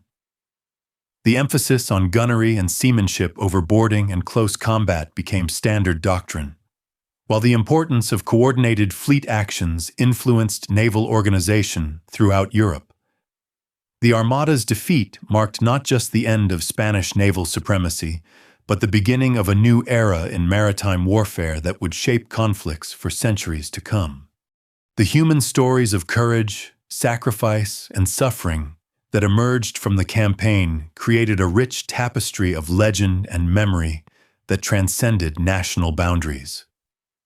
Spanish accounts of heroic resistance against overwhelming odds inspired future generations of Catholic warriors, while English narratives of innovative triumph over traditional power became foundational myths of national identity. Both traditions contained essential truths about human courage and the costs of war, while serving the political needs of their respective nations. The Spanish Armada had represented the pinnacle of traditional naval power, combining massive resources with proven tactics and unshakable religious conviction. Its destruction revealed the vulnerability of even the greatest military enterprises when they failed to adapt to changing circumstances and underestimated the innovative capabilities of determined opponents. The campaign's outcome would echo through the centuries as both a cautionary tale about the dangers of overconfidence and a testament to the triumph that could be achieved through courage, innovation, and the willingness to challenge conventional wisdom in defense of national independence. As the immediate crisis passed, and both nations began the long process of recovery and adaptation, the events of 1588 settled into their place as one of history's great turning points. The defeat of the Spanish Armada had not only prevented the invasion of England, but had fundamentally altered the balance of European power, opening new possibilities for Protestant nations while demonstrating the limits of Catholic imperial ambition. The age of Spanish dominance was ending, replaced by a more competitive international system, where success would depend on adaptation and innovation rather than traditional military superiority. The story of the Armada would endure in memory and legend long after the last veterans of the campaign had passed away, serving as a reminder of how quickly established orders could change and how dramatically individual courage and national determination could alter the course of history. In the waters of the English Channel, where Spanish galleons had met English innovation in one of history's most decisive naval campaigns, the future of European civilization had been determined by the complex interplay of human ambition, technological capability, and the unpredictable forces of wind and wave that would forever remain beyond mortal control. The morning light of November 9th, 1588, cast long shadows across the harbor of Santander as the San Martin, flagship of what had once been the mighty Spanish Armada, limped into port. The vessel that had carried the hopes of Catholic Europe and the personal banner of King Philip himself now bore the scars of a campaign that had shattered more than ships and men. The ornate carvings that once proclaimed Spanish glory were splintered by English shot, while the religious banners that had fluttered so proudly in Lisbon's harbor now hung in tattered remnants, stained with salt spray and the bitter tears of defeat. Medina Sidonia stood upon the quarterdeck of his battered flagship, his weathered face reflecting the weight of a burden no Spanish nobleman had ever been forced to bear. The Duke, who had reluctantly accepted command of the greatest naval expedition in history, now faced the infinitely more difficult task of explaining its failure to a king whose confidence in Spanish invincibility had never before been seriously challenged. The dispatches he would send to the Escorial would carry news that would echo through the corridors of European power for generations to come. The human cost of the enterprise revealed itself in heartbreaking detail as the surviving ships reached Spanish ports throughout the autumn months. Vessels that had departed with crews of 400 men returned with barely 100 souls aboard, their ranks decimated by battle, disease, and the merciless storms that had claimed more Spanish lives than English cannons. The proud infantry companies that had expected to march through London streets instead filled improvised hospitals where Spanish physicians struggled to treat wounds and ailments that no medical text had adequately described.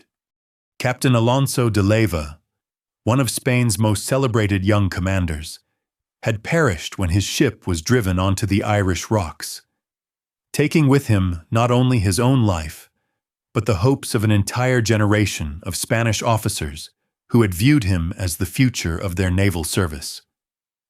His death symbolized the broader catastrophe that had befallen Spanish maritime power, where experience accumulated over decades of successful operations had been lost in a single campaign's tragic conclusion. The financial accounting of the disaster staggered even Spanish administrators accustomed to managing the expenses of a global empire. The cost of assembling the Armada had already consumed the equivalent of 2 years' worth of American silver, yet this represented only the beginning of Spain's financial ordeal. Replacing the lost ships would require unprecedented expenditures at precisely the moment when Spanish revenues faced challenges from Dutch rebels who had grown bolder following news of English success against their common enemy.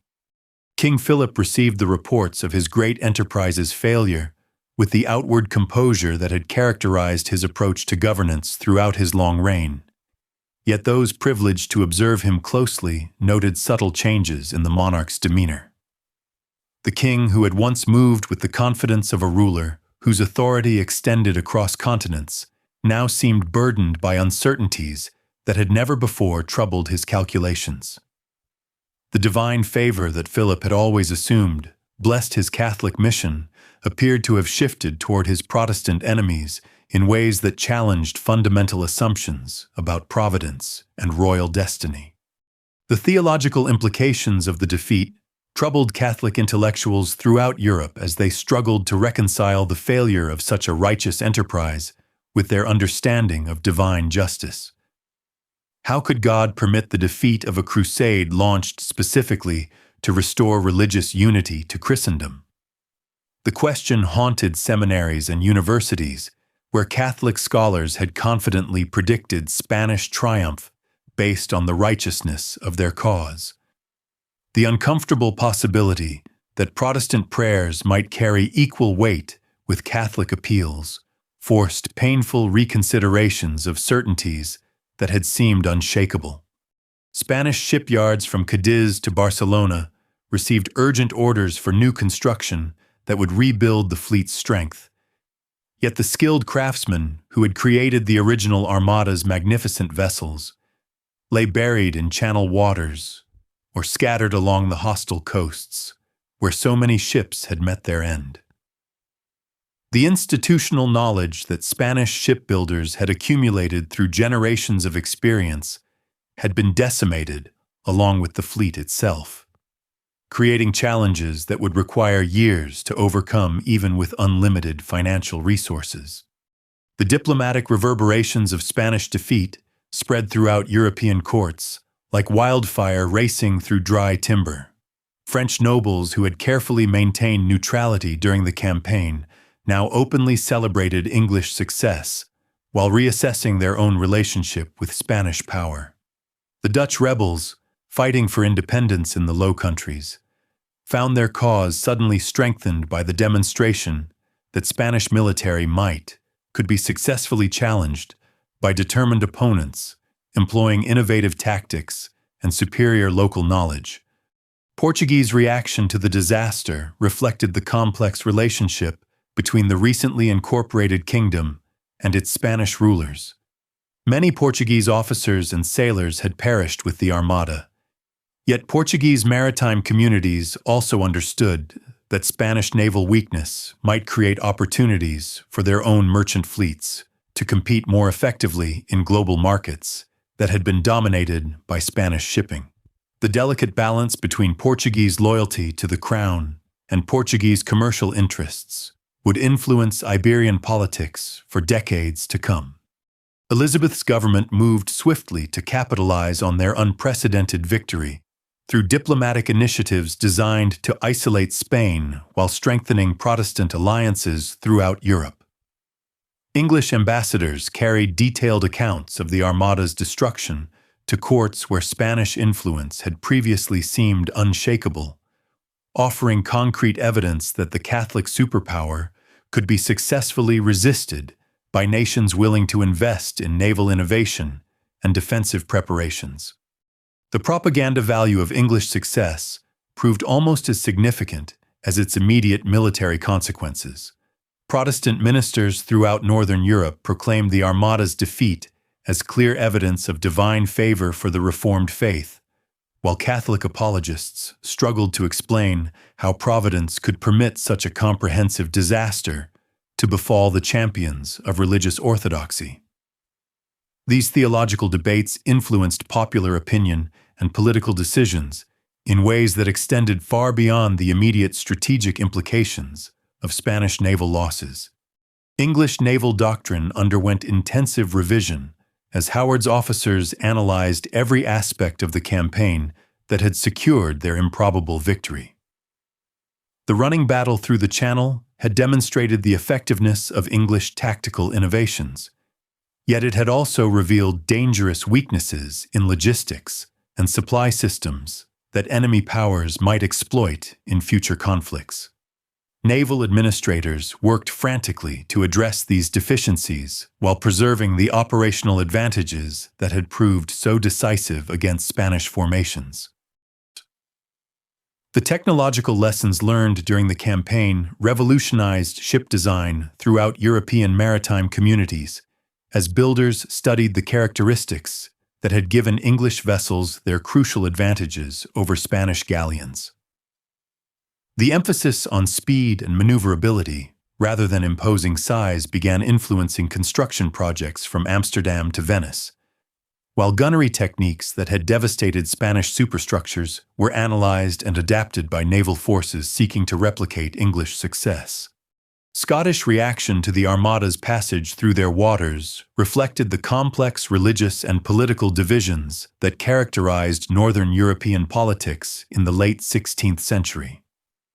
King James VI had maintained official neutrality while secretly hoping for Spanish defeat, understanding that Catholic victory in England would eventually threaten his own Protestant kingdom.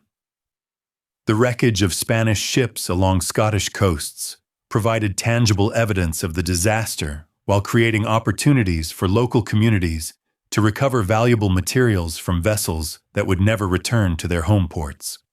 Irish encounters with Spanish survivors created some of the campaign's most poignant episodes as Catholic solidarity struggled against practical concerns about English retaliation. Irish peasants who discovered Spanish sailors struggling ashore faced impossible choices between religious loyalty and personal safety, knowing that English authorities would severely punish any assistance provided to the invaders. These human dramas illustrated the broader complexities of religious identity in an era when political and spiritual allegiances often conflicted in tragic ways. The economic implications of Spanish defeat extended throughout European commercial networks as merchants reassessed trading relationships that had been based on assumptions of Spanish naval supremacy. English privateers, emboldened by their nation's demonstrated naval capabilities, intensified their attacks on Spanish shipping, while Dutch traders expanded their operations into markets that Spanish weakness had left vulnerable to competition. Italian reactions to the disaster varied according to the complex political arrangements that governed the peninsula's relationship with Spanish power. Naples and Sicily, directly ruled by Spanish governors, mourned their losses while working to rebuild defensive capabilities that the Armada's failure had left dangerously exposed. The Papal States struggled to balance religious solidarity with Spain against growing recognition that Spanish military dominance could no longer be taken for granted.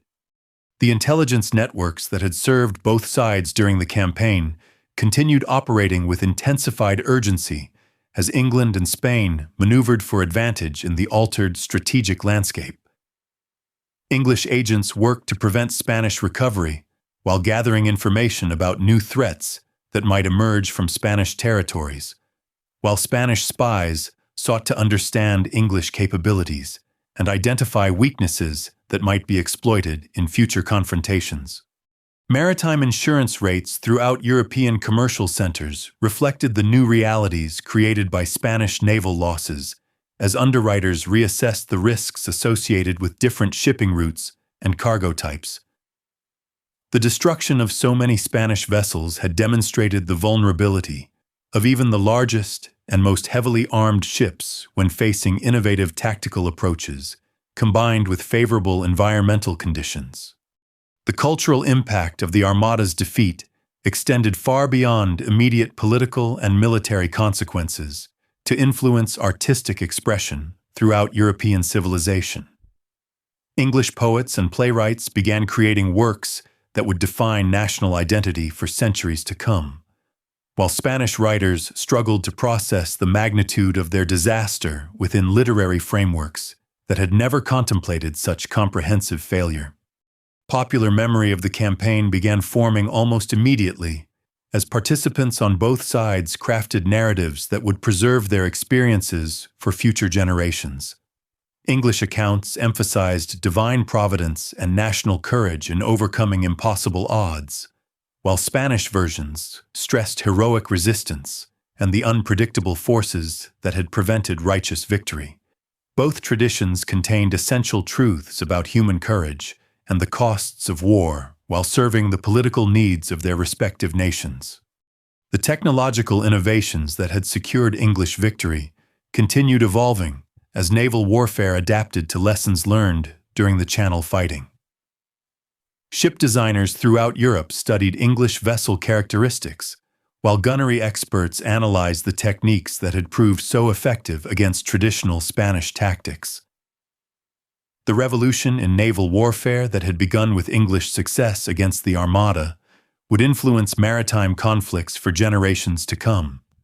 The weather patterns that had played such a crucial role in determining the campaign's outcome became subjects of intensive study by navigators and military planners throughout European courts.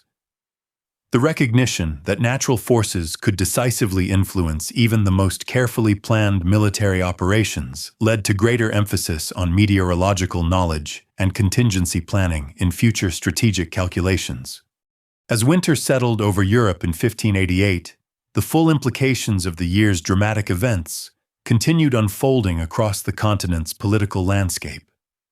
The established order that had seemed so secure under Spanish dominance was giving way to new possibilities and uncertainties that would reshape European civilization for centuries to come. The defeat of the Spanish Armada had demonstrated that even the greatest military powers remained vulnerable to innovative opposition and changing circumstances.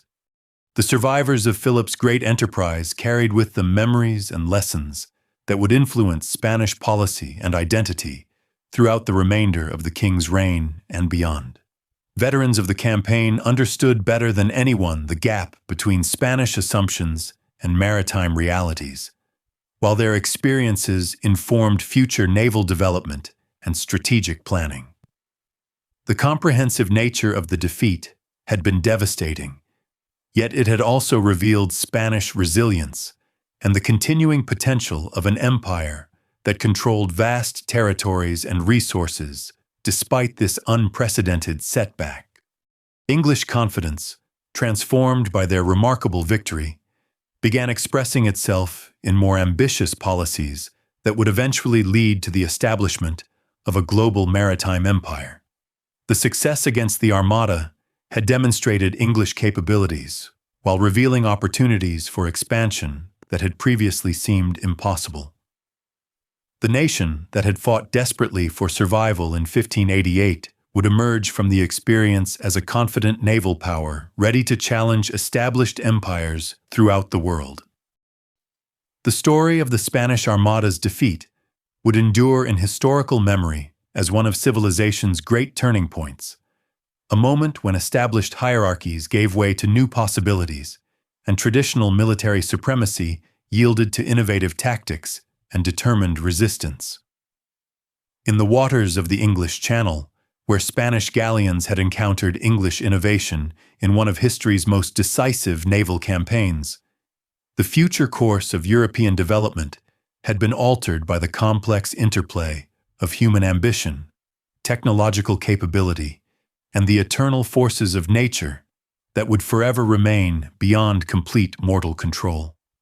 The legacy of those dramatic weeks in the summer of 1588 would echo through the centuries, inspiring future generations while serving as an enduring reminder of how quickly the established order could change and how dramatically courage and innovation could alter the course of human history. The Spanish Armada had sailed with the confidence of an empire at its zenith, carrying the accumulated wisdom of generations and the blessing of the Church. Its destruction revealed the vulnerability of even the greatest powers when they failed to adapt to changing circumstances, creating space for new nations and new ideas to reshape the world according to their own vision and determination. As the echoes of the Armada's destruction faded into the winter of 1588, a profound transformation swept across the maritime world that extended far beyond the immediate military consequences of Spanish defeat. The technological revolution that had secured English victory began reshaping naval thinking throughout European courts, as admiralties struggled to comprehend how traditional superiority in numbers and size had yielded to innovation and tactical flexibility. Shipwrights from Amsterdam to Venice found themselves redesigning vessels according to principles that prioritized speed and firepower over the imposing presence that had characterized naval architecture for generations. The intelligence gathered during the campaign revealed disturbing truths about the limitations of established military doctrine when confronted by determined opponents willing to challenge conventional wisdom. Spanish officers who survived the ordeal carried back to their homeland detailed observations of English ship handling techniques that seemed to defy traditional understanding of naval combat. These reports, initially dismissed as exaggerations born of defeat and despair, gradually gained credibility as Spanish naval theorists recognized the systematic nature of English innovations, rather than attributing their success to mere luck or divine intervention. French naval administrators, observing the campaign's outcome from their position of careful neutrality, understood immediately that the balance of maritime power had shifted in ways that would affect their own strategic calculations for decades to come. The demonstration that English vessels could successfully engage Spanish galleons at ranges where traditional boarding tactics proved ineffective forced French planners to reconsider their own fleet composition and training methods. Orders went out to French shipyards for experimental designs that incorporated lessons learned from studying the wreckage of Spanish vessels that had sought shelter in French ports during their desperate retreat. The human dimension of the disaster continued revealing itself as Spanish coastal communities struggled to absorb the returning survivors while mourning those who would never come home. Families that had contributed multiple generations to Spanish naval service found their lineages decimated by a single campaign's catastrophic conclusion. The social fabric of maritime Spain, woven over centuries of successful operations, required fundamental reconstruction as communities adapted to losses that eliminated entire networks of experienced seafarers and their accumulated knowledge. Medical knowledge advanced through the grim necessity of treating wounds and conditions that no previous naval campaign had produced in such quantities. Spanish physicians developed new techniques for managing the complex injuries that resulted from artillery bombardment at sea, while English doctors gained valuable experience treating their own casualties from the sustained combat operations that had secured victory. These medical innovations, born from the campaign's terrible human cost, would influence battlefield medicine throughout Europe as the lessons learned in treating naval combat casualties found application in land warfare. The economic ripple effects of Spanish defeat spread throughout European commercial networks as merchants and bankers reassessed trading relationships that had been based on assumptions of Spanish naval dominance. Insurance rates for Spanish shipping increased dramatically, while coverage for English vessels became more competitive, reflecting the new realities of maritime security that the Armada's destruction had created. Italian banking houses that had financed Spanish operations found themselves holding substantial debts from an enterprise that would never generate the expected returns. Religious communities throughout Catholic Europe grappled with theological questions raised by such a comprehensive defeat of what had been proclaimed as a righteous crusade. Seminary students who had been taught to expect divine favor for Catholic military enterprises now faced uncomfortable lessons about the complexity of providence and the dangers of assuming that political success necessarily reflected spiritual righteousness. Protestant theologians, meanwhile, found their own teachings vindicated by events that seemed to demonstrate divine approval for religious reform and resistance to papal authority. The technological innovations that had given English ships their decisive advantages became subjects of intense study and attempted replication throughout European naval establishments. Gunnery techniques that had proved so effective against Spanish formations were analyzed and adapted by artillery experts, seeking to understand how English crews had achieved such accurate fire while their ships maneuvered in the challenging conditions of Channel waters. The systematic training methods that had prepared English sailors for this type of combat were studied and modified to suit different national traditions and operational requirements. Portuguese communities, bound to Spanish rule but maintaining their own maritime traditions, found themselves in particularly complex circumstances as they processed the implications of defeat. Many Portuguese officers and sailors had perished with the Armada, yet Portuguese merchant families also recognized that Spanish naval weakness might create opportunities for their own trading ventures, to compete more effectively in markets that had been dominated by Spanish shipping. The delicate balance between loyalty to the crown and pursuit of commercial advantage would influence Portuguese behavior for generations to come. Dutch rebel leaders, fighting for independence in the Low Countries, understood immediately that Spanish naval losses would affect their own struggle in ways that extended beyond the obvious benefits of reduced Spanish reinforcement capabilities. The demonstration that Spanish military power could be successfully challenged by innovative tactics and superior seamanship provided both practical lessons and psychological encouragement for a rebellion that had survived through determination and adaptation rather than conventional military strength. The strategic lessons emerging from the campaign influenced military education throughout Europe as academies and training institutions incorporated analysis of the Armada's defeat into their curricula. The importance of tactical flexibility, technological innovation, and environmental awareness became standard elements of officer training, while the dangers of overconfidence and rigid adherence to traditional methods were emphasized through detailed study of Spanish planning assumptions and their failure to account for English capabilities. The intelligence networks that had operated during the campaign continued functioning with even greater intensity as both England and Spain worked to understand their opponents' future intentions and capabilities. English agents throughout Spanish territories gathered information about shipbuilding programs and naval reconstruction efforts, while Spanish spies in English ports attempted to assess the true extent of English naval strength and identify weaknesses that might be exploited in future confrontations.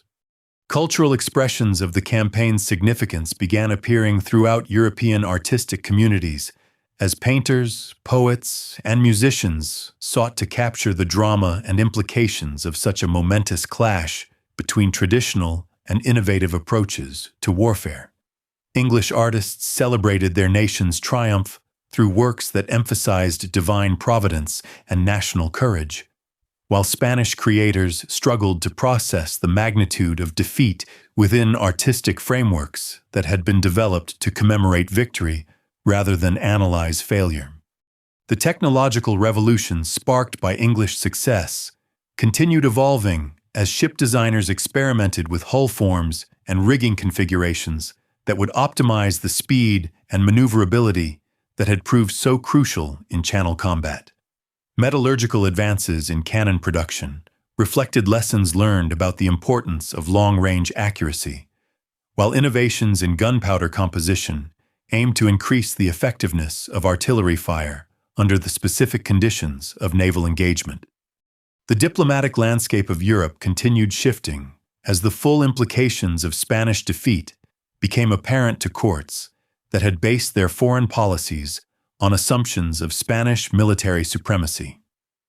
Alliance systems that had seemed stable for decades required fundamental recalculation as smaller powers recognized opportunities to assert greater independence from Spanish influence, while major rivals of Spain found themselves with enhanced leverage in negotiations that had previously favored Spanish interests.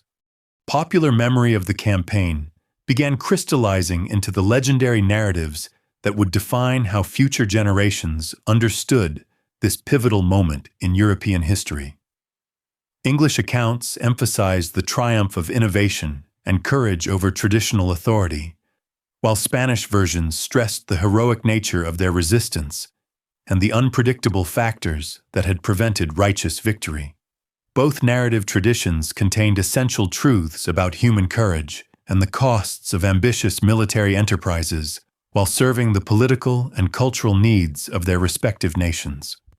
The weather patterns that had played such a crucial role in determining the campaign's outcome became subjects of systematic study by navigators and natural philosophers seeking to understand how environmental forces had influenced human affairs.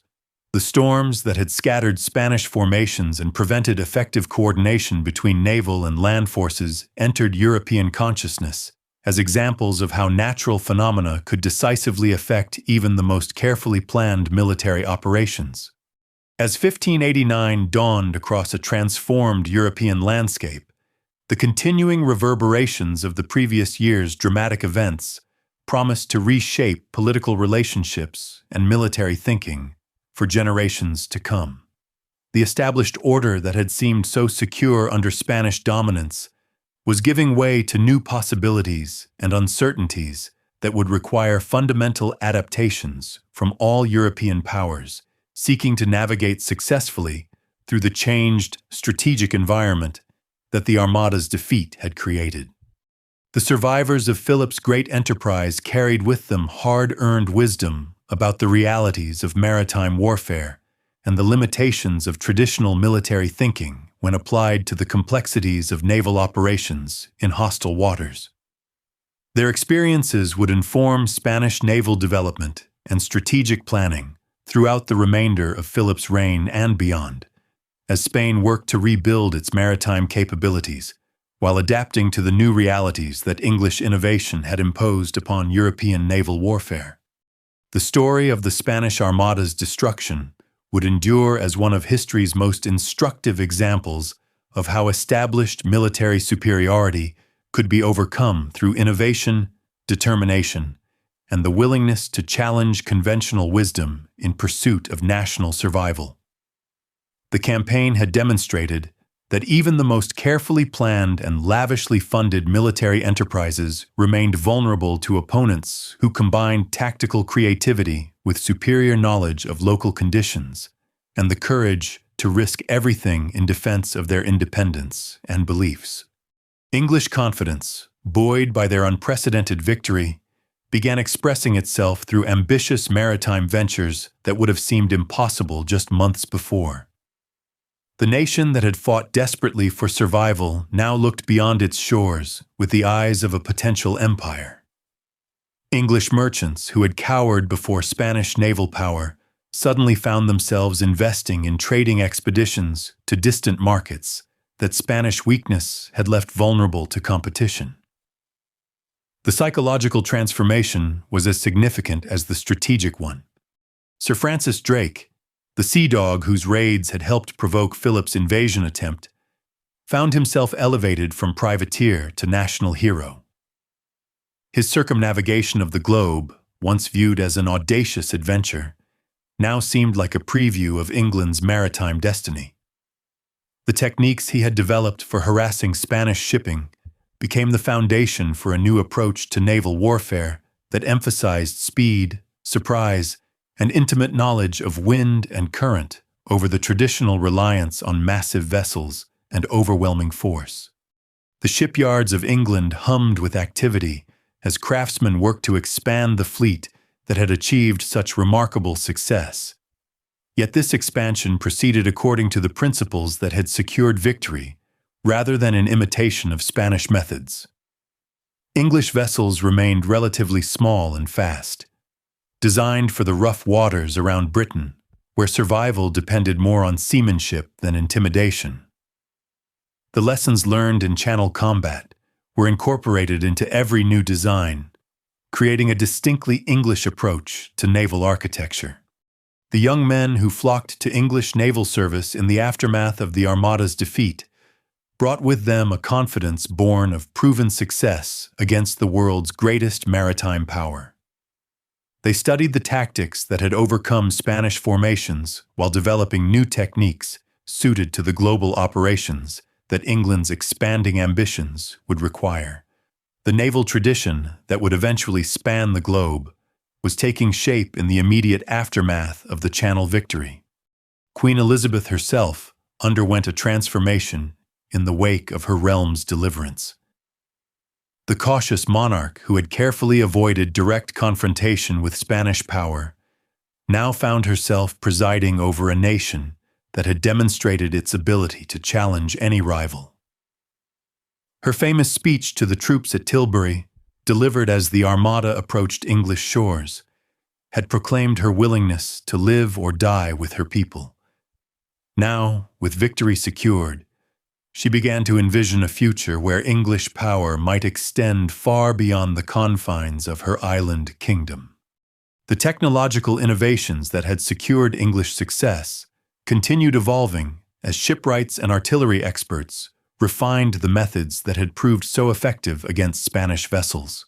Gunnery schools established to train English crews developed systematic approaches to long-range naval combat that would influence maritime warfare for centuries.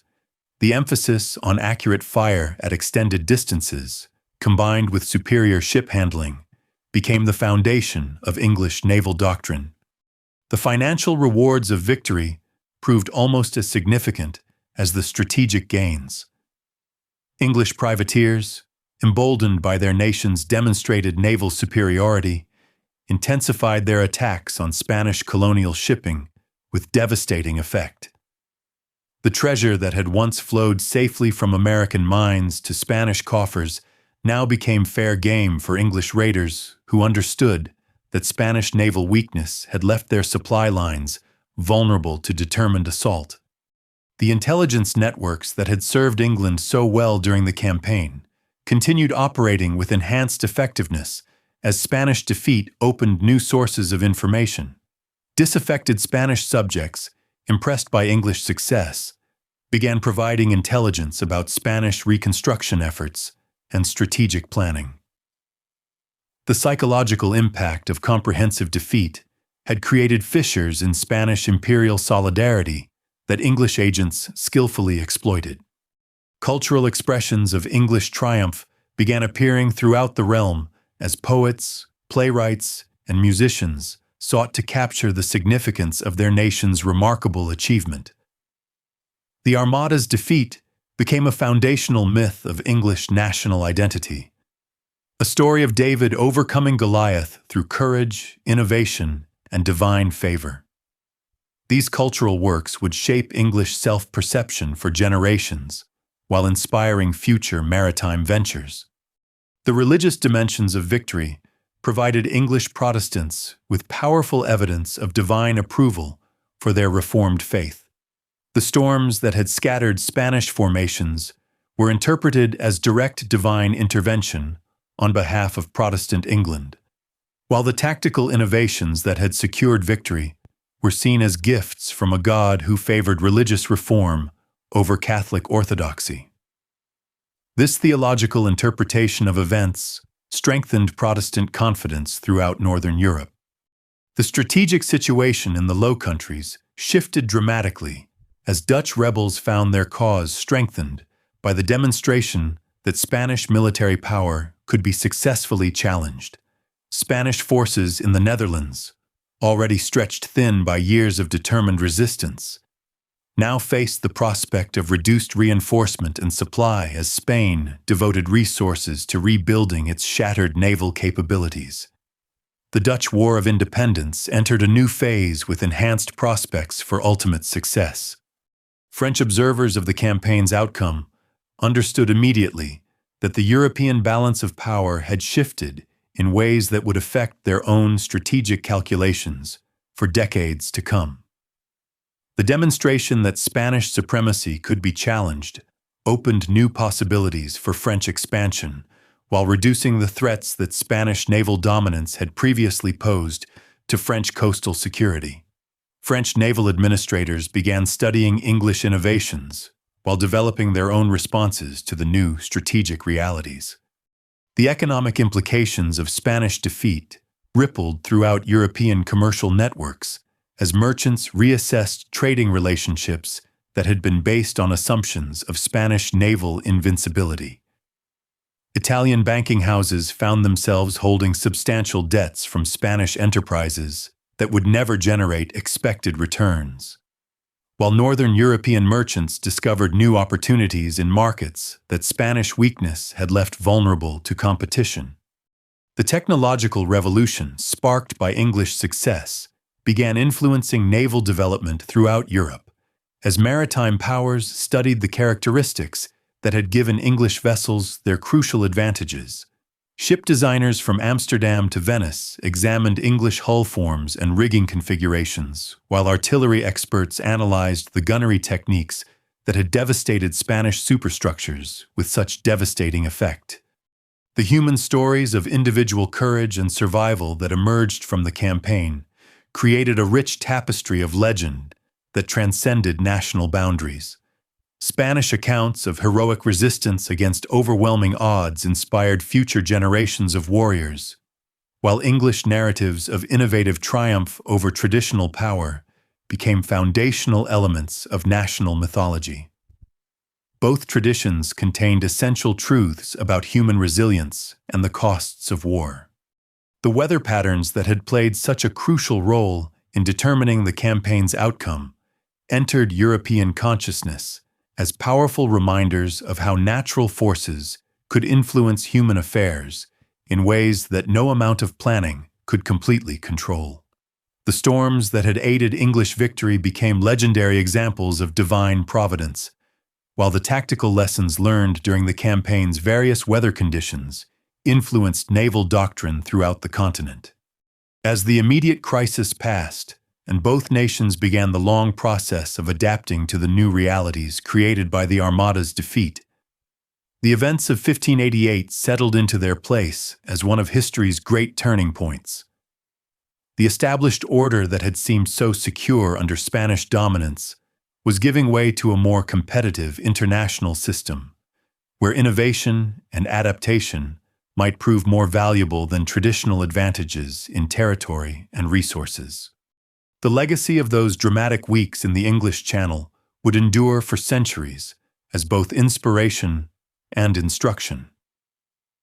The Spanish Armada had represented the pinnacle of traditional naval power, combining massive resources with proven tactics and unshakable religious conviction.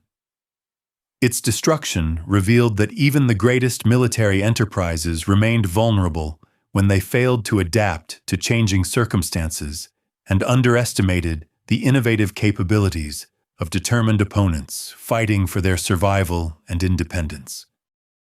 The transformation of maritime warfare that began with English victory over the Spanish Armada would continue evolving through the centuries that followed, as naval powers throughout the world studied the lessons learned in those waters and adapted them to their own strategic requirements. The principles of tactical flexibility, technological innovation, and superior seamanship that had secured English triumph would become the foundation upon which future naval supremacy would be built and maintained. The story of the Spanish Armada thus became more than an account of a single campaign's dramatic conclusion. It represented a fundamental shift in how nations approached maritime warfare, international relations, and the balance between traditional authority and innovative challenge. In the waters where Spanish galleons had met English innovation, the future course of European and world history had been determined by the eternal human struggle between established power and the forces of change that would forever challenge conventional wisdom in pursuit of new possibilities and greater freedom. And so, as you drift towards sleep, remember this tale of courage and innovation, of how a small island nation faced the greatest military threat of its age and emerged victorious through the combination of tactical brilliance, technological advancement, and the unshakable determination to defend home and faith against overwhelming odds. The Spanish Armada's defeat reminds us that no matter how insurmountable the challenges we face may seem, human ingenuity and courage can overcome even the most formidable obstacles when guided by clear purpose and unwavering resolve.